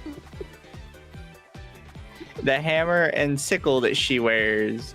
She quickly rose to infamy for her competitions and pop-off moments that were streamed live to audiences of thousands. Her fans referred to themselves as Cassidy's comrades and devoutly followed her every word, no matter how insane or asinine the request was. Quickly devolved from a wholesome support of the gamer girl into crazed, obsessive fan base that would go as far as to attack and dox the other competitors. What are you doing, dude? Her reputation as a pro gamer quickly transformed from a proud role model for female gamers in the competitive scene into a loudmouth trash talker that refuses to address her toxic followers. You could say Cassidy is a parallel to Kai, where Kai utilizes his toxic fan base for his own motives. Cassidy feels like she has no control over her toxic fan base and is a victim to their actions, taking full responsibility for whatever repercussions follow. Cassidy's role in the story is to be proactive with her self-restraint and take responsibility for the consequences that directly follow her calls to action. She should start this killing game being as loud and proud as she can be, but maybe she begins to humble herself and finally realize that her energy level needs to match the rest of the room. The lesson for Damon to learn from her would hopefully be that your words and actions can have severe consequences if taken out of context and pushed to an extreme position. Learning to be more clear with your language and intention might serve both Damon and Cassidy some good for their conduct. Why do we have two people together? Tozu and Mara? Yeah, looks like twins. Did you think I could finish off the cast list forgetting about these two members? No, Tozu and Mara are both equally as important to the story as any other participant in the killing game. The reason I left their stories out of the world chapter of this document was because most of their relevance to the plot occurs during the killing game, not before. It's also important to note that their role in this story should be as it relates to the killing game, so let's start with Tozu. How long is this? Not too bad. What is it? I can read the rest. I was gonna kind of skim. Is he supposed to be Monokuma? No, I mean, he said he can't make another Monokuma. It says, when I decided to create my Monokuma character role for this game, I came to accept the fact that I would never create a better Monokuma. With Tozu, I decided to take a different direction. Since Tozu is an actual person in a costume, there's more tension and threat that accompanies his presence in every room he walks into.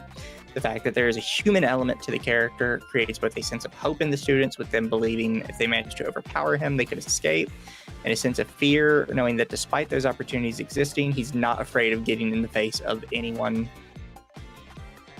So he's our sort of kind of Monokuma. My problem. You take it way seriously. Make a goofy bro.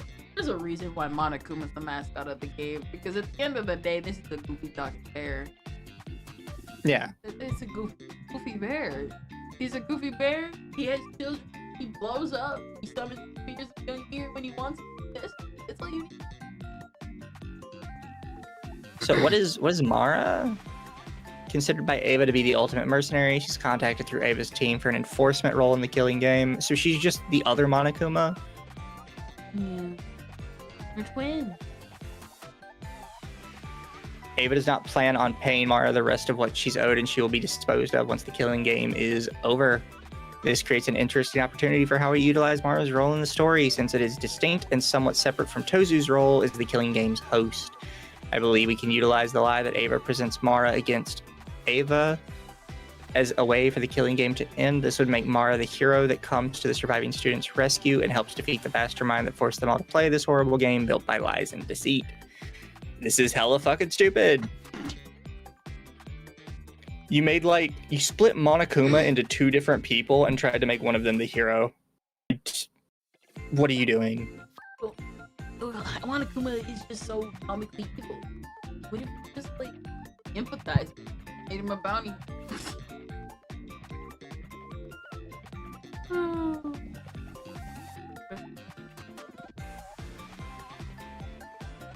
How I originally wanted Chapter 6 to play out, it involved setting up a trap to kidnap Mara and hold her hostage to force Tozu out of hiding, since he would mysteriously disappear after the 5th class trial. The students would break all of the cameras except one, the camera in the class trial hall, a callback to what happened in the original killing game. The watches on their wrist would also have GPS disabled, further forcing Tozu to reappear in front of the cast and allow them to leave, using Mara's life as a bargaining chip. The students gather with Mara in the class trial hall, only to see the elevator finally arrive, and inside is a dead Tozu. Stepping over his body and walking towards the students is Ava, alive and smiling. It's a jarring reaction, but at the same time, expected by Damon the entire time. She's the ultimate liar, and letting herself die so easily at the beginning of the killing game would have been a complete waste of her ability to oversee her creation. Her execution at the end of Chapter 1 was a fake, doctored to make it look like Ava actually died, another one of Ava's lies. Shock of the students fixates their attention onto Ava, giving Mara the opportunity she needed to distract them and escape the bindings, knocking over one of the students holding her weapon and regrouping with Ava on the other side of the room. It's a standoff. Over the course of the trial that ensues, they will have to explain what happened to Tozu, the history of Eden's Guardian Academy, how Ava worked with Wolfgang to create everything. I'm hoping that it will play out less of an exposition dump and more in line with how Ava murdered the students playing this game with her lies. The trial could explore every lie Ava told everyone involved, including Tozu and Wolfgang. Instead, proving Ava is the mastermind, you would be proving that Ava is the ultimate liar, and therefore someone who Ava herself would hate. You'd prove to her that she became the very thing she swore to destroy, someone with immense talent and skill. This is the metaphorical win for the player, since your goal in the game would be to attack and destroy the ideology that Ava preaches, fighting against her flawed perspective of talent and proving her inconsistent with her own ideals. That's stupid. He is hella dumb. I just think it's really dumb because this literally, this is literally just Danganronpa. It would be the best ending to a Danganronpa game that has ever existed, firing a bullet of truth to kill the ultimate liar. I like how he's saying that he is making the ultimate ending to a Danganronpa game as his dumb fan game. Peak narcissism. don't understand. My ending is the best ending to a Danganronpa game ever. Look how they're making big mistakes. I'm gonna keep saying Tozu. We're sticking with that. I've said it and like we're sticking with it. What is the one?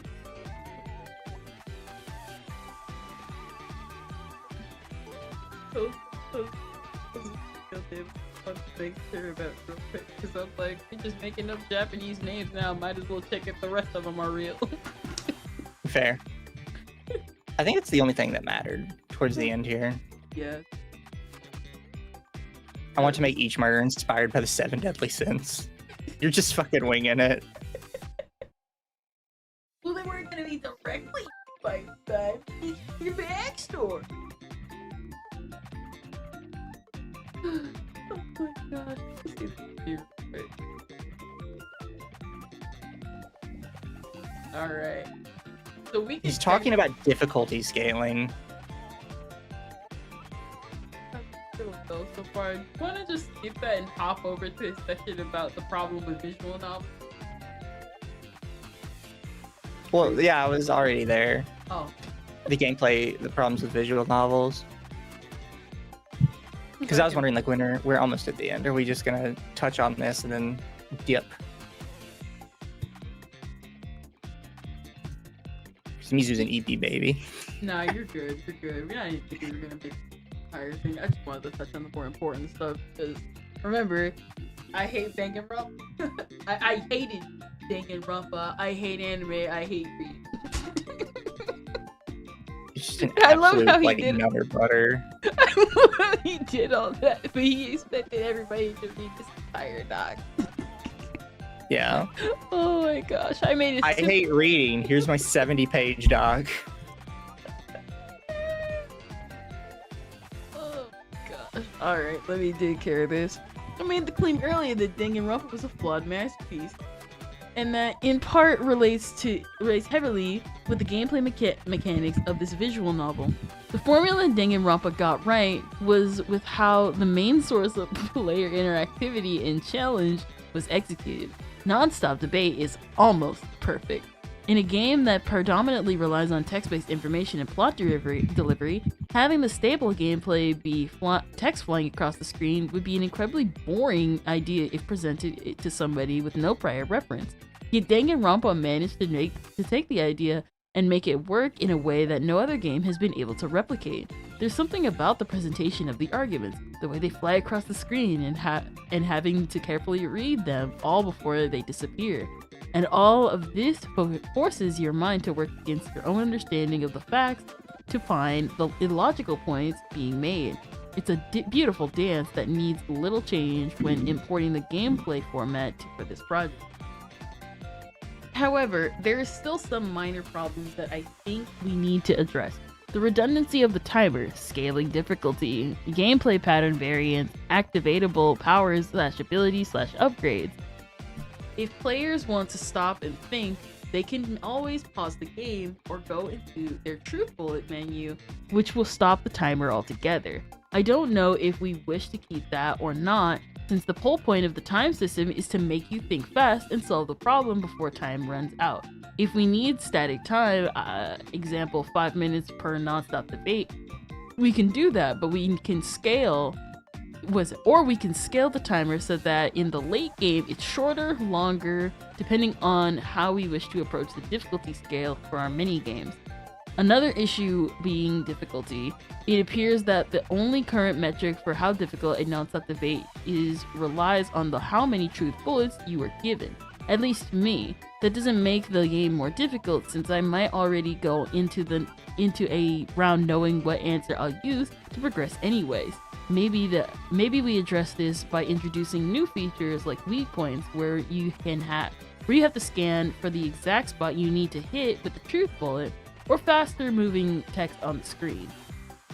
So that's just straight up a Danganronpa mechanic. In terms of gameplay variants, we need to make sure that if we introduce the new mechanics to the game, that it doesn't conflict with the previous gameplay patterns or behavior learned from the player. We also want to limit the number of input commands so as to not swap player with micro. Swamp the player with micro that some players can't keep up with, okay? Something V3 introduced was pre-jury, where you could essentially turn a truth bullet into a lie, and in some rounds, lie in order to move the trial forward. It was not in select non-stop debate rounds, but something I wanted to do with this project was to make it so every non-stop debate gave the player an opportunity to lie in order to progress the case.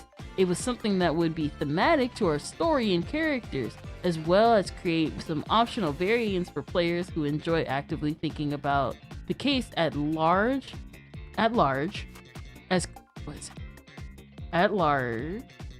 and what they could possibly lie about to make the truth be revealed.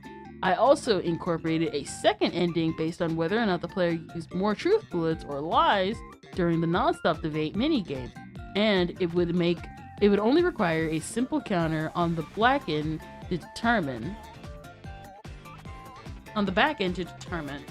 The last thing is those various scenes sometimes use abilities that you would unlock after maxing out the friendships with one of the other students. Sometimes it would be something super broken, where whenever you slow down time, you recover HP. Other times the powers were something weak and noticeable, like passively increasing your influence gauge. Something me and the programmers are working on is a way to rework how the players increase their stats and unlock abilities that are actually meaningful or impactful in our minigames. Part of our solution will seem to incorporate the gift system related to free time events. Gifts require a spreadsheet to understand, and we want to avoid that altogether. Gifts in a lot of games are really stupid. It's like I understand like you don't like the gifts, like the systems and everything in the game, but the whole point is to get to know these characters. And basically from what I keep seeing from this is I don't want you really to interact with the characters. I just want to make full of see things and then have them die or live, depending on how I want them to go. Yeah, pretty much.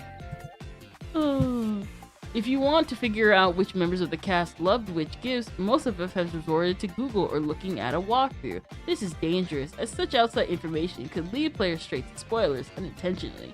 Our current solution to gifts is to make it so all gifts will unlock the FTEs of our cast. Now, how do you decide which gift to give someone? Our answer relies on which stats you want to increase with the protagonist. We came up with a progression system similar to Persona 5, where our characters has stats that start off at 0, and each gift is assigned one or two different stat increases related to it. For example, if a gift has 1 point in kindness and 1 point in charisma, then you will be awarded those points when you give that specific gift to any member of the cast. That way, the player's choices of which gift to give someone can always be determined without outside knowledge being sought out by the player. Currently, I was thinking of 5 main stats for our protagonist to level, something close to this: style, tenacity, intelligence, charisma, and kindness. Yes, the anagram stick. And I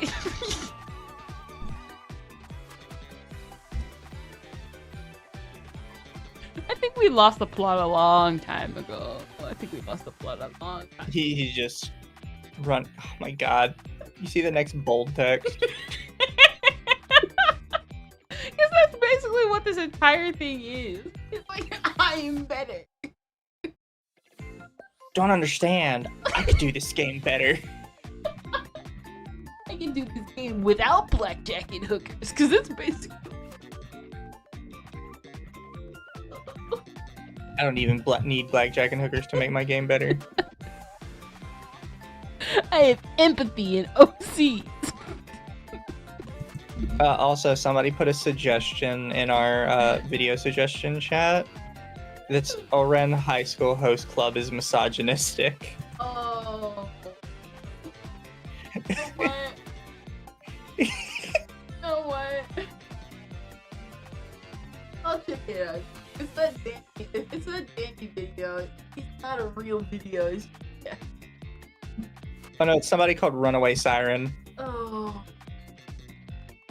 Edit coming on.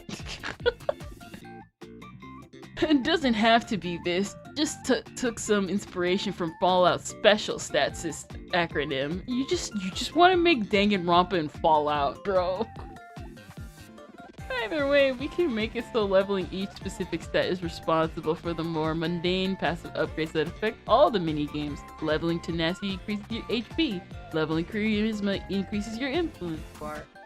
This way, if we wanted to, we can focus on creating more purposeful and noticeable our abilities/skills that we can unlock from members of the cast after unlocking all their free time events, and it will feel more rewarding. This also creates player choice, as some players might want to focus on having more HP, leveling tenacity, whereas others might want to focus on increasing the slow effect of their influence power, leveling intelligence, and all these stats will carry over to every mini game in the class trials, having more impact on the gameplay at large. I hope with the implementation of the stat system, that gift giving will become less of a spoiler session with some online forum/walkthrough, and feel more intuitive as to give player character choice that will affect both their playstyle and strategy. This will lead me to my final point, involving gameplay changes that I believe we need to make. We can do better than what Danganronpa did. Looking at their games, we can definitely tell that it was made for the PS Vita in mind. The reason you'd make a visual novel is because you're on a tight budget and want to make a cost-effective game that is easy to program and focuses heavily on story while not relying on graphical fidelity. I don't consider visual novels games in general, and I know I consider the visual novels. I consider them their own category. But you don't make a visual novel because you're too lazy to make a game. It is very specifically a different market. That's like saying you made a book because movies are too expensive. Like it's a completely different thing. I kind of see it as both, because there is gameplay. It's just that, like, you gotta sit through a bunch of visual novels to get through that gameplay. What is it, like Ace Attorney? It's basically Ace Attorney. Yeah. But this even with like a tight budget, like basically they had like a whole like anniversary thing basically, and they blew up some of the sprites for the original Danganronpa cast. And so many artists that I've seen that follow Danganronpa are like, there's so many mistakes on these models, and you can tell. But who cares? Because it's Danganronpa, and I love Danganronpa. And this guy's literally like, this game is kind of cheap, and I can do that too. By the way, chat, I do believe we have done the female anime characters in Shonen still suck. I wouldn't know off the top of my head which one it is. I think it's this one. We have anime has a villainous problem, misogyny and Dan. Yes, My Hero Academia is sexist. The fan service is bad one. There's a lot of videos about people hating women in shonen. Because people will never touch shonen, like actual real shonen that isn't popular. You can also share it in my Discord sometime. If we haven't seen it, I will look into it. Oh my gosh, this is the greatest document I've ever seen. You know what? I understand why manifestos get popular, because of crap like this. Yeah. Looking at their blah blah blah. The thing is, we have an amazing team of talented individuals who can not only replicate the work seen in Danganronpa games, but can create work better than it. Just because something would be in line with what Danganronpa does not mean we have to follow it. And this mainly comes down to the context of certain mini games that the franchise is known for. Hangman's Gambit is one of, if not the most controversial mini games in the series due to its complex and at times frustrating gameplay mechanics. I believe we can create a reworked version with that both engages the player and feels smooth to navigate. I've already began brainstorming with the programmers for how to rework, touch up certain mini games from the franchise, and we can come up with possible solutions for how we wish to approach their design. Their design. With the most recent version of Hangman's Gambit as an example, it feels less intuitive and more random number generator. With bleh, with you just sitting and waiting for the correct letter to pop up on screen. I don't want players to just sit there and not moving. That's the opposite of good game design. So the new version of Hangman's Gambit that we are theory crafted just involves navigating a small map with letters scattered throughout, and enemies constantly firing at you as you try to retrieve the right letters. Currently, its theme is a pirate ship, with the letters being on pieces of overboard cargo boxes floating with the ocean, and enemy pirates firing cannonballs towards your direction. It's active, intuitive, and thematic, with one of the members of our cast, Jean, being the ultimate ship captain. Now, the reason I went with the concept of assigned themes for our minigame based on members of our cast is so that there is a reason why Damon's thought process visualizes the way they do. For example, if Jean creates a roadblock with the prologue class In the trial. prologue. Oh my gosh. In the prologue crash. I believe class. in you, Kendra. My brain's dying, guys. Don't worry, Kendra. One day I'll help you get your GED. Oh, in the prologue class trial. Then maybe Damon's thinking for the answer can become Hangman's Gambit with my new concept, since it will involve Damon actively thinking about Jean, and once Damon finds the answer, he will store that method of problem solving for future class trials, even if Jean is no longer around and participating in them. I view this thematic association of the mini game the same way that with other members of the cast, in regards to how we can make a connection with certain students' talents, i.e., nonstop debate equals Desmond, rebuttal showdown is Eloise, panic time action Mark, etc. Stop! It's not that deep, bro. Calm down. Thank you, Dustblight, for the super. Was this going to be an ironic visual novel made by an anime auntie like the Doki Doki Literature Club guy? No, My understanding is Doki Doki Literature Club was not meant to be ironic. It was meant to be genuine. But no, this was meant to be genuine. He's too much of a narcissist to let that happen. Here's the thing, Doki Doki Literature Club does not try to be anything more than what it is. You can tell it actually appreciates visual novels from how the way CGs alone are set up, or how character interactions are played. Like, you can tell they actually care. It's the fan base that tries to act like, or not even the fan base, though it is some of the fan base, but mostly LARPers of the fan base who go on to other visual novels. It's like, this is just like Doki Doki Literature Club, and it came out 20 years before. What I'm saying is blame LARP. And this guy is very much the biggest LARPer there is in Danganronpa. Yeah, this is pretty rough. Oh, alright, final page. Would you like to read it? Oh, I scrolled back up to the top. I thought we were just gonna skip the conclusion. Oh. I think I can breeze through it. Or This photo was taken over a year ago, just 1 month into working on this project, when it was literally just myself working on how I'd conduct the story and aesthetic for my killing game. Originally, the idea was titled The Revelation in Eden's Garden, Danganronpa. Back almost a year ago, I changed it just to Project Eden's Garden because I knew that this was going to be something more than Danganronpa, that this would be... You are such a narcissist. Oh, shit. This would be more meaningful, more impactful, and most importantly, more beautiful than Danganronpa itself. This project deserved its own distinction, not needing to rely on the franchise title to prove itself.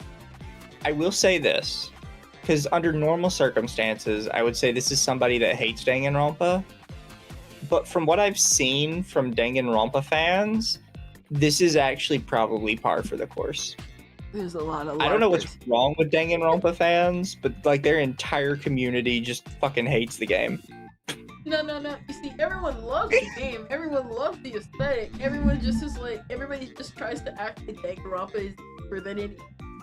Again, this is like you said, this is the mindset of most Danganronpa fans, because for some reason you got a lot of fans that are like very either tone deaf, really like dumb for some reason, because there are so many things that happen in this franchise, and then people will go, you'll see a Danganronpa profile picture, be like, I am so against this really problematic media, and it's like Danganronpa has literally corpse bang.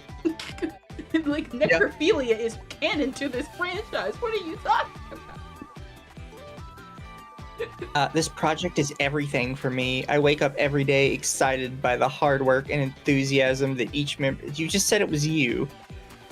Each member of this team has to work on something special like this. I couldn't ask for anything more than to see this project go all the way. Helping forge paths and open doors of opportunities for everyone involved. I appreciate the involvement and willingness to work with me on this despite whatever roadblocks seem to pop up. At times, I've always been the type of person to give up easily, and whenever there seemed to be an obstacle in my path, I just accepted that my plans would never work. This project is a refutation of that lifestyle. I will persist, and I hope that journey includes all of you amazing, talented people. This was 5 years ago. The game never got past chapter 1. There were supposed to be at least 6 chapters that we know of. Yep, and because everything got leaked out, now the groomer that got exposed, everyone left. There will be no chapter 2. How long until he gives up? This was released because the project has been canned officially. However, apparently some people have moved on to a new project. Yep.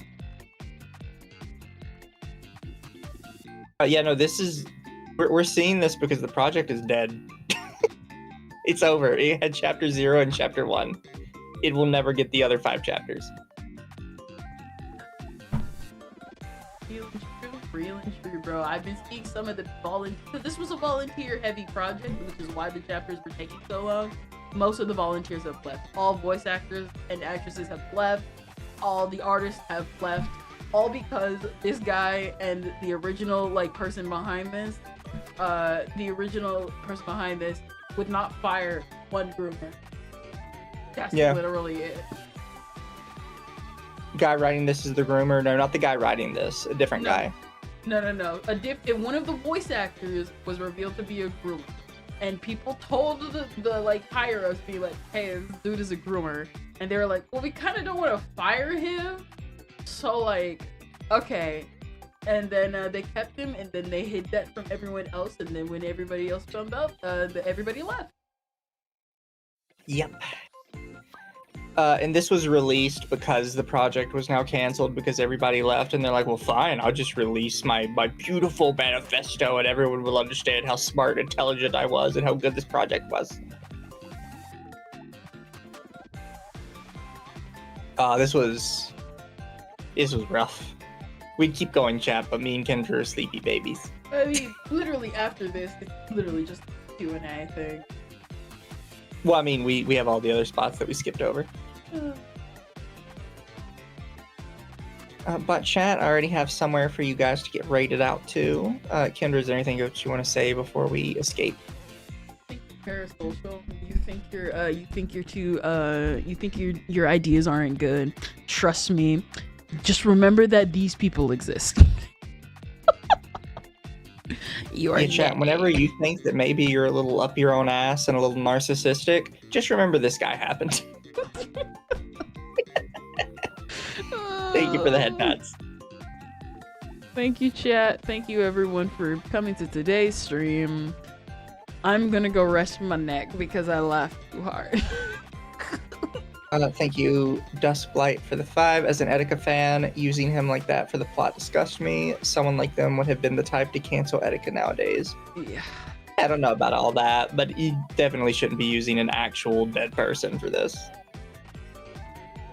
And then making them your best friend, you fucking weirdo.